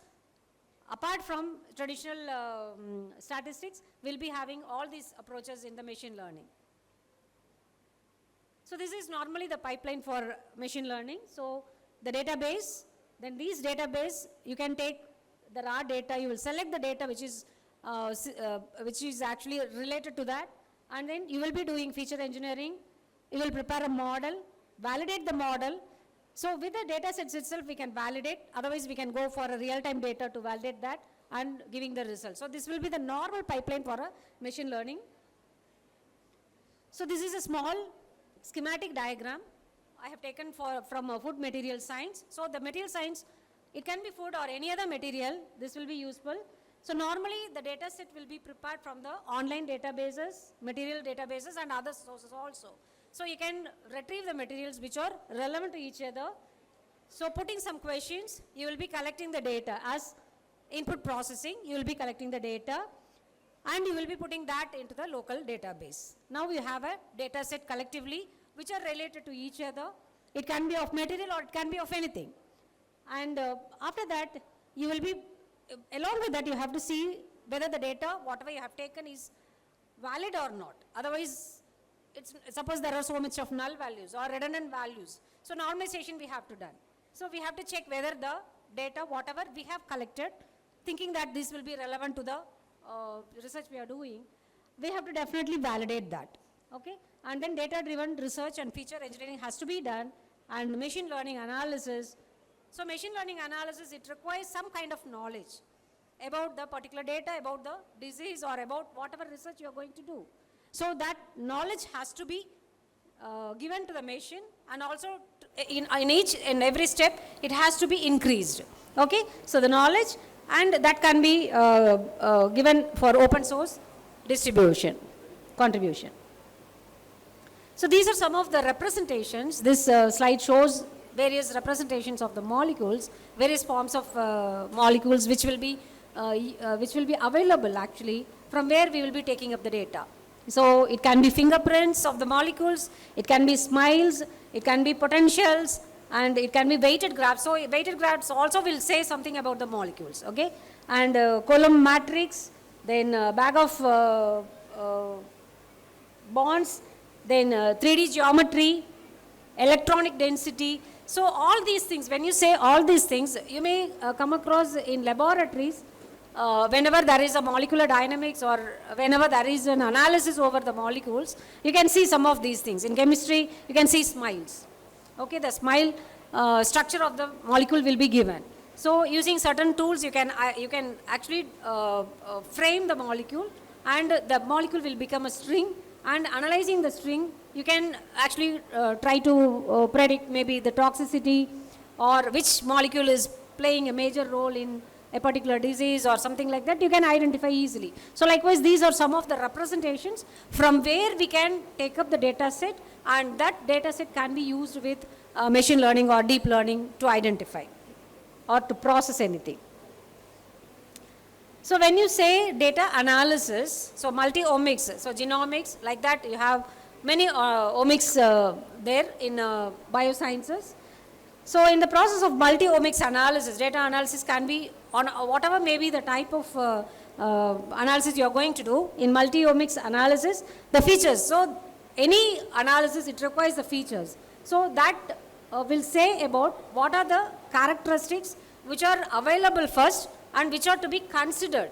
So not all the characteristics are required for doing a particular analysis. So we have to do some feature engineering or feature selection to do further analysis. So the feature variables with the greatest contribution will be the one who will be playing a major role.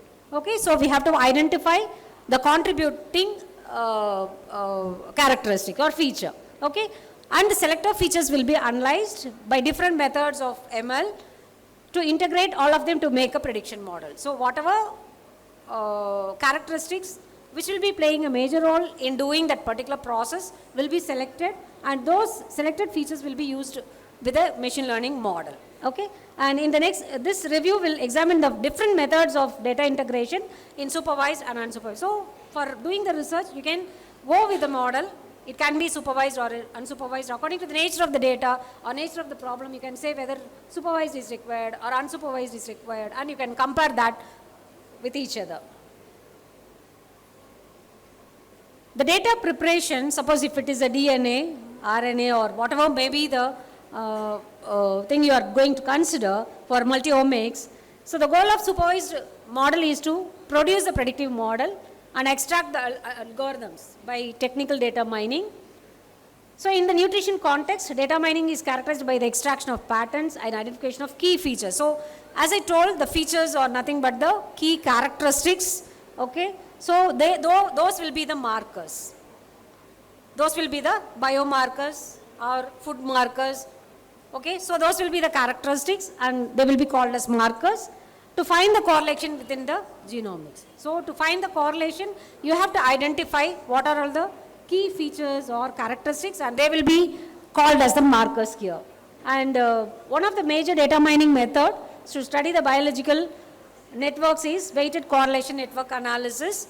This WGCNA can be used to perform the pairwise correlation between the variables. So whatever may be the features, you have to find out the correlation between them.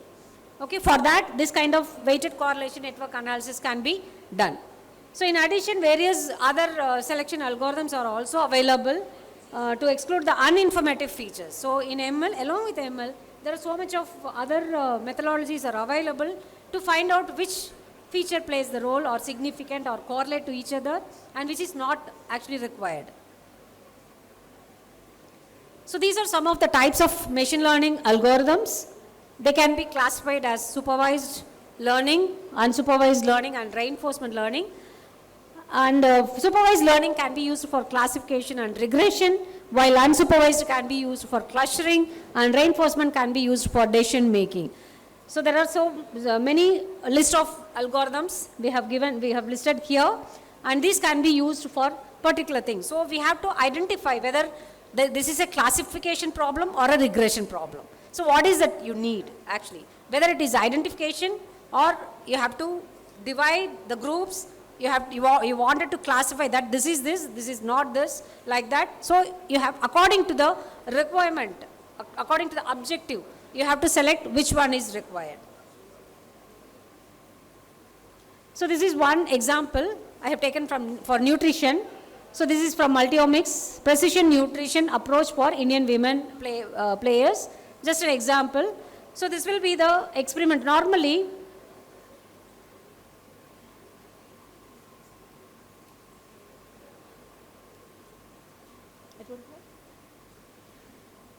okay. So you can see the first thing. So experimental design phase, and the second one is validation phase. So this is how it goes. We'll be taking up the urinary profiling metabolomic data set, HNMR data set. Okay, and we'll be doing all the process like cross validation, attribution selection. What are the attribute is nothing but the characteristics, and then we will create a training set, and we can divide the data set as a training data set as well as the validation data set.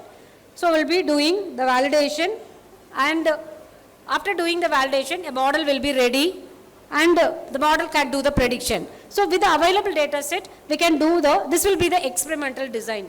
Okay, one phase we can do the experimental design and see whether that particular model we have created with ML will be working or not. We will be using so much of learning algorithms. Okay, this is the experimental design phase. After that, we will be collecting real-time samples. So this actually problem is to find out the precision nutrition approach for players, women players, we have done with our university. So real time samples, that HNMR will be collected, and those will undergo the same thing, and we will be finding out which the relevant it's okay. Point pannala.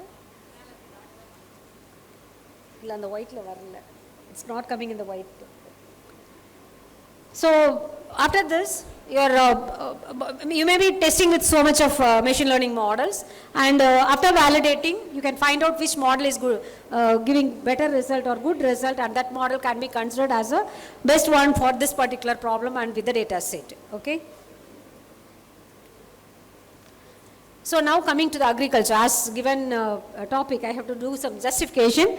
So artificial intelligence in agriculture, how, as I mentioned, in various dimensions, AI can be used in agriculture, but I have come with the three. One is for disease management, another one is feed management and crop cultivation. So there are so many research and dimensions, areas where AI can be applied in agriculture. So disease management is to identify, predict and prevent the disease among the animals, and this will be used, it can be for animals or plants, it can be done with the help of the sensors. And for feed management, optimize how much feed you have to give for an animal, optimizing the feed efficiency and also the energy intake. Then crop cultivation, the crop help can be monitored, water management can be monitored, and suitability of the land for a particular crop can be analyzed and it can be done. So based on all these things, you can find out you can measure the carbon neutrality also. So nowadays in agricultural field, many research is going on the carbon emission control and finding the carbon neutrality. So along with that, this is the current topic where all the agricultural research is going on or focusing on. So these are some of the key drivers for the animal farming.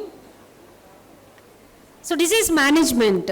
See, the animal health is very much important in agriculture, and challenges for detecting the diseases is lot, and sensors will be used for real-time monitoring of the animals, and this will actually lead to proactive intervention before the animal gets into trouble.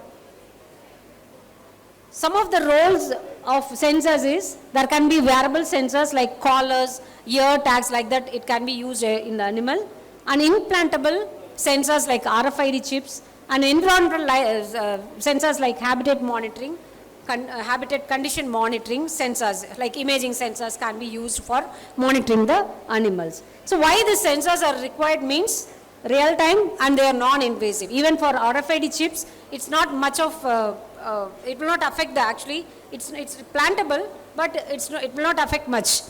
And the continuous health, because of the sensors, we can continuously monitor disease as well as the behavior, entire behavior, because animal behavior monitoring is very much required because there will be many cycles, okay, astral cycles like that. So this monitoring will be necessary. So continuous monitoring, we can use sensors. So reduced movement or appetite will be for tracking the activity of livestock. And some of the vital signs are temperature sensor for fever detection. So temperature sensor can be used for detecting the fever in animals, heart rate and respiratory sensors for early illness, and heat stress in dairy cows identified using temperature and humidity sensors. So this is one example. So for that we can use such kind of sensors and we can continuously monitor to find out the heat stress. For abnormal behaviors, so suppose there is a loss of appetite in animals, reduced movement will be there, so activity trackers will be used. Then, and predictive analytics with sensor data, we can find out the sleeping behavior patterns of animals. Early prediction of mastitis. Mastitis is one of the major disease prevalent in animals, in dairy cows. Using milk quality sensors, we can identify the mastitis disease, whether that particular animal is with that disease or not. Respiratory illness can be predicted via air quality monitoring. So in the atmosphere, we can actually find out the air quality. That is one way. Another way is respiratory. You can actually put something like that and you can see, you can monitor. But more on air quality monitoring sensors in the atmosphere will be more useful. So integration of AI into all these sensors will give you some information about the animal. Preventing the disease in animals is like intervention. Before getting into the problem, we have to intervene. So automated feeding systems ensuring balanced nutrition, GPS enabled trackers for quarantine alerts, environmental adjustments like automatic cooling system in stables, all those things will be the intervention mechanisms normally for done for the animal farming. So smart farms using automated data for disease prevention can be done, and it can be one example for that. And some of the benefits are, it enhances the agricultural productivity by reducing the disease impact, improves the welfare of, even if it is not agriculture, even for pets and zoo animals, it can be used by smart animal farming, even for pets, and you can give some intervention to them or prevent them from diseases. Minimizes the risk of zoonotic disease transmissions to humans. So many of the diseases we have heard that it is from this animal or that animal like that. So that transmission can be prevented by means of the smart animal farming. Then reduces the reliance on reactive treatments and lowering the cost also. So all these things are some of the benefits of doing smart animal farming. Now intelligent perception based, some example I have given here. This is for cattle lameness reduction. So animal farming, actually the cattle lameness is a problem, and it has to be monitored and identified, because that will tell a lot about the cattle. So the force plate, camera, weighing platform and the clock will be the normal kinetic things, and kinematic things will be gate-wise system and a 3D camera. And indirectly we will be using accelerometer to detect the movement and all, pedometers, weigh scales, milk meters, neck transponders, camera, automatic milking system and infrared thermometers. So these things are indirectly can be used on the cattle. So now to identify the lameness and also the behavior of a cattle, these can be used as the sensors or actuators. So this is the overall framework. So when you see a cattle, see there are so much of directions of research is available. So in a dairy farming, so we can see the milk yield. So what kind of research we can do, like electrical connectivity, somatic cell count, fat measurement, somatic cell count. So through that we can identify what will be the yield of the milk and how it will be. And body weight index can be used. Body movements like lying, resting, some kind of, whether it is restless or not, what activity, always wagging or moving back and forth, that kind of activity. And through this also you can find out the estrus cycle. So many farmers, they depends on the estrus cycle. So you can see that heat measurement, then facial temperature, olfactory cues like the smell and all, fragrance and all. Not fragrance, it is smell, okay? And vocalization, how it actually sounds. Then sweat signals, eyeball movements, ear position. So if it is wagging again and again, it is patting the ear, that ear position and ear movement. Then all these things are to be considered, monitored for any animal farming. And based on that, you can have some kind of research over the drugs given, medicine to be given, and food intake composition, what will be the composition for food intake, skin and oral temperature changes you can monitor, and accordingly the drug or medicine can be given, and this can be analyzed using the algorithm. So this is one example. When coming to the feed management, so monitoring an animal for giving its feed, or when the feed reduces, or if you are giving a less nutrition feed, then the animal will be in trouble. It will be a problem. So feed management on animals also is a major research in the agricultural field. It reduces the feed waste. Suppose if the animal is with disease, it will not take the feed. So you can reduce the feed waste also, and it lowers the cost for the farmers, and enhancing the animal health and minimizing health will minimizes the impact on the environment also. So optimal growth and productivity will be an important concept for giving the balanced nutrition to the animals. So how we can optimize the feed efficiency means, some of the key factors are feed composition. What is the composition you are giving to the feed, in the feed, and digestibility, then feeding schedule. The schedule also has to be adjusted according to the condition of the animal. So this will give improved weight gain, and reduced feed to weight ratio, and also overall cost of the feed will be reduced. So when you talk about feed, it is correlated with the energy of the animal. So energy intake is very, very essential for an animal and also its outcome. So importance of energy in feed is it supports the metabolic functions, reproduction and also milk production, prevent underfeeding or overfeeding which can harm the health. So this feed management and its energy intake management has to be taken care, and underfeeding or overfeeding has to be avoided. So these, the strategies will be energy dense food for high producing animals, then monitor body condition score by using all those sensors to adjust the energy intake, and supplement with fats or grains if necessary. So if you see the sensors, it is actually taking up the continuously monitoring not only the intake, even the body condition, the behavior, everything. So whether for that particular condition, whether fat or grains are required or not, if necessary we have to give that. So that is the energy intake management strategy. And technologies are for feed management, it is precision feeding, feed formulation tools, and IoT and AI integration. So real-time data analysis can be used for improving the efficiency of feed. Automated systems provide accurate feed quantities, sensors to monitor the feed consumption, how much it is consuming. At a time, how much it is consuming, or in what intervals the animals consuming the feed, and the health. Then some of the software can be used or designed and used for cost-effective and nutrient-rich diets for animals. So benefits are reduced cost, as I mentioned, and high productivity. And this will actually, when you say animal farming, it is an integrated farming. It comes under integrated farming because the animals feed, it will be coming from the farming itself, and animals, whatever it gives, that also the outcomes also will be to the farming. So all those things, they are connected to each other. So greenhouse emission will be there. So you can actually lower the greenhouse emission by maintaining the feed management. Then minimizing the nutrient runoff into water bodies.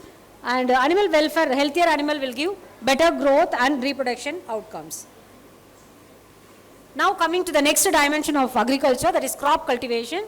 So AAML can be used even for crop cultivation also. So as I mentioned, we are doing a small research along with Agricultural University for studying or analyzing the microbes which are present in the bacteria, and which microbe is playing a major role in improving the or finding the or improving the defense mechanism of the crops. Okay, so like that, there are so much of things which are which can be done along with the help of support of A and ML in the crop cultivation and crop management, all those things.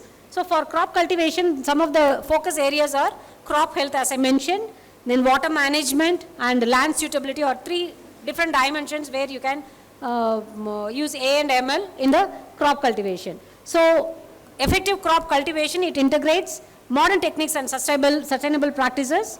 Focusing on the crop health, water management and land suitability ensures that resilience. And adoption of emerging technology drives efficiency and also environmental sustainability.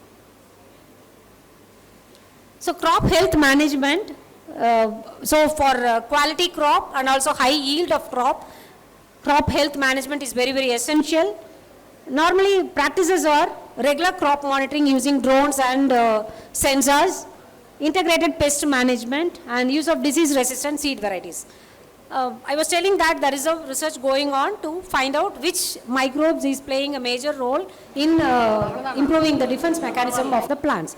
So here AML can be used because it is a microbe data. But to monitor the plant after the crop, after the growth of the crop, we have to use the IoT or the sensors. So for monitoring the crop after its growth, we will be using IoT and sensors. So not only the health of the crop or the disease of the crop, even the carbon emission, the greenhouse emissions can be actually sensed by the sensors. So all those things are various research avenues which are available, and we are doing that. Emerging technologies or AI and precision agriculture for targeted intervention. So you can target a particular disease or something like that, and you can give some interventions to that. Water management, So efficient water use is crucial for whether it is a farmer or an individual. Nowadays it has become very much important. So reducing the water wastage is also important, and because of that management we can actually avoid the dehydration of crop also. And the strategies are, we are using drip and sprinkler, then rainwater harvesting and scheduling irrigation based soil moisture sensors. Benefits are saving water and energy, enhancing the crop cultivation. Next is land suitability. So we can use the GIS and maps and even drone for finding out the land suitability, identifying the most productive land for any specific crop which will be more suitable, and ensuring the sustainable land use and minimizing the degradation. Because of the suitability, since we have identified already the suitability of the land for a particular crop, we can minimize the degradation of that crop. Then assessment criteria which will be considered for identifying this or analyzing this are soil type and fertility, then topography and drainage, then climate and rainfall patterns. So those patterns also has to be identified so that we can identify which crop and which season that particular which crop and which season it has to be cultivated, all those things. So for this, tools will be GIS mapping and remote sensing, then soil testing for nutrient profiles. So these are some of the area where you can work on land suitability assessment. So integrating technologies in crop cultivation, we can, as I mentioned, we can use IoT, then artificial intelligence, drones, satellites, and also blockchain. So blockchain, you know, it is a chain of activity in between a group of people or related people or related section of people. So transparent, example, transparent tracking of crop origin and the supply chains can be maintained. So this is one framework. See, you can use various aspects like nutrient management, crop health monitoring, yield management, then post-harvest management, land suitability analysis, crop selection and establishment, water management. For all those things, all these things are involved in agricultural farming and crop cultivation especially, and ML can be used for this crop cultivation in all the stages. So it can detect the pesticides and weedicide, animal and human intrusion detection into the field where the crop is there, and forecasting the yield, then harvest type recommendations, which harvest will be better, and then during post-harvest management, yield commercialization A can be used, then seed processing, in land suitability analysis, soil treating, land topography analysis, land wetness analysis, all those things can be done. And for crop selection and establishment, cultivable crops can be identified, crop rotation, what kind of crop can be used next time, or what seed or what cultivation is required, and then multi-cropping, whether it can be done for a particular land or not, then water management, rainfall and weather prediction, soil moisture prediction, and nutrient management, nutrient level prediction, and fertilizer recommendation for that particular crop. All these things are various research potential areas where ML can be used only in the crop cultivation area.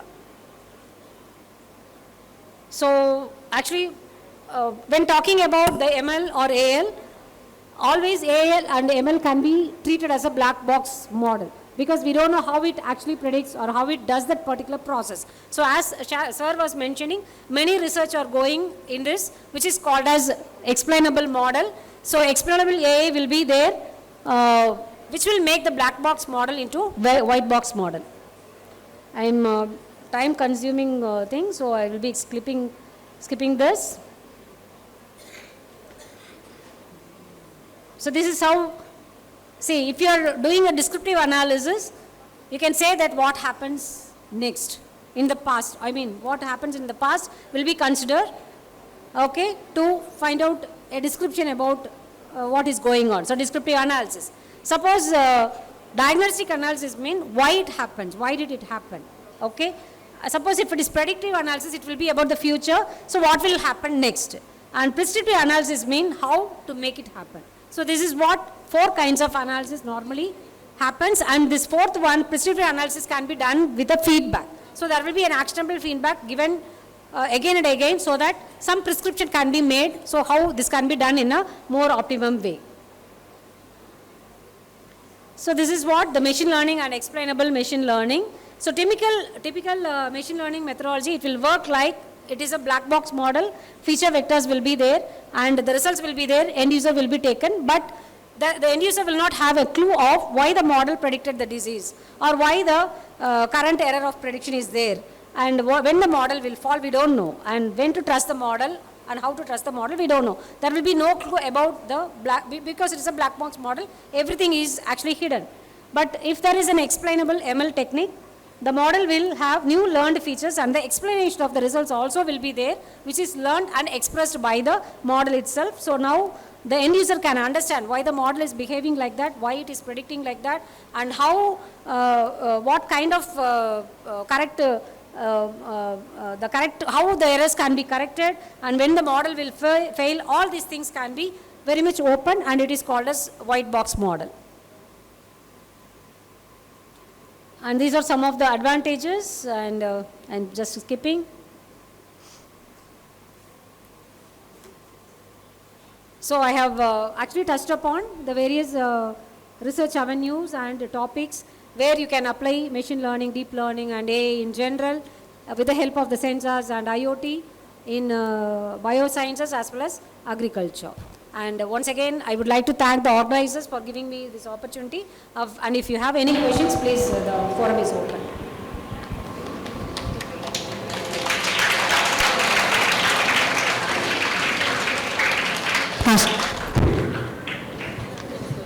Hello, ma'am. So what skill set should the next generation of bioscience students should have to work effectively and efficiently with these kind of AI technologies? Okay.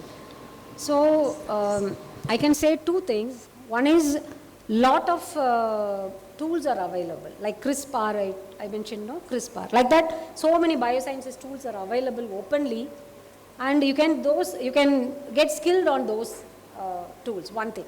And other things are various software platforms are available, like Schrodinger and all the platforms, they are trying to incorporate machine learning for their processing, for their data analytics, everything. So if you get some skills over such kind of platforms, then you can do very well in the future also, because everything is now available along with AI and ML. They are introducing. Okay, so in that way it will be useful. Yeah. Thank you, ma'am. As we express our gratitude, we must never forget that the highest appreciation is to not utter words, but to live by them. As we conclude this insightful session on AI in biosciences and agriculture, I would like to extend my heartfelt thanks to our distinguished speaker, Dr. P. Subashini, for sharing your invaluable knowledge and expertise with us. Ma'am, your insights into how AI is revolutionizing the world of biosciences and agriculture have been truly inspiring and thought-provoking. Thank you, ma'am.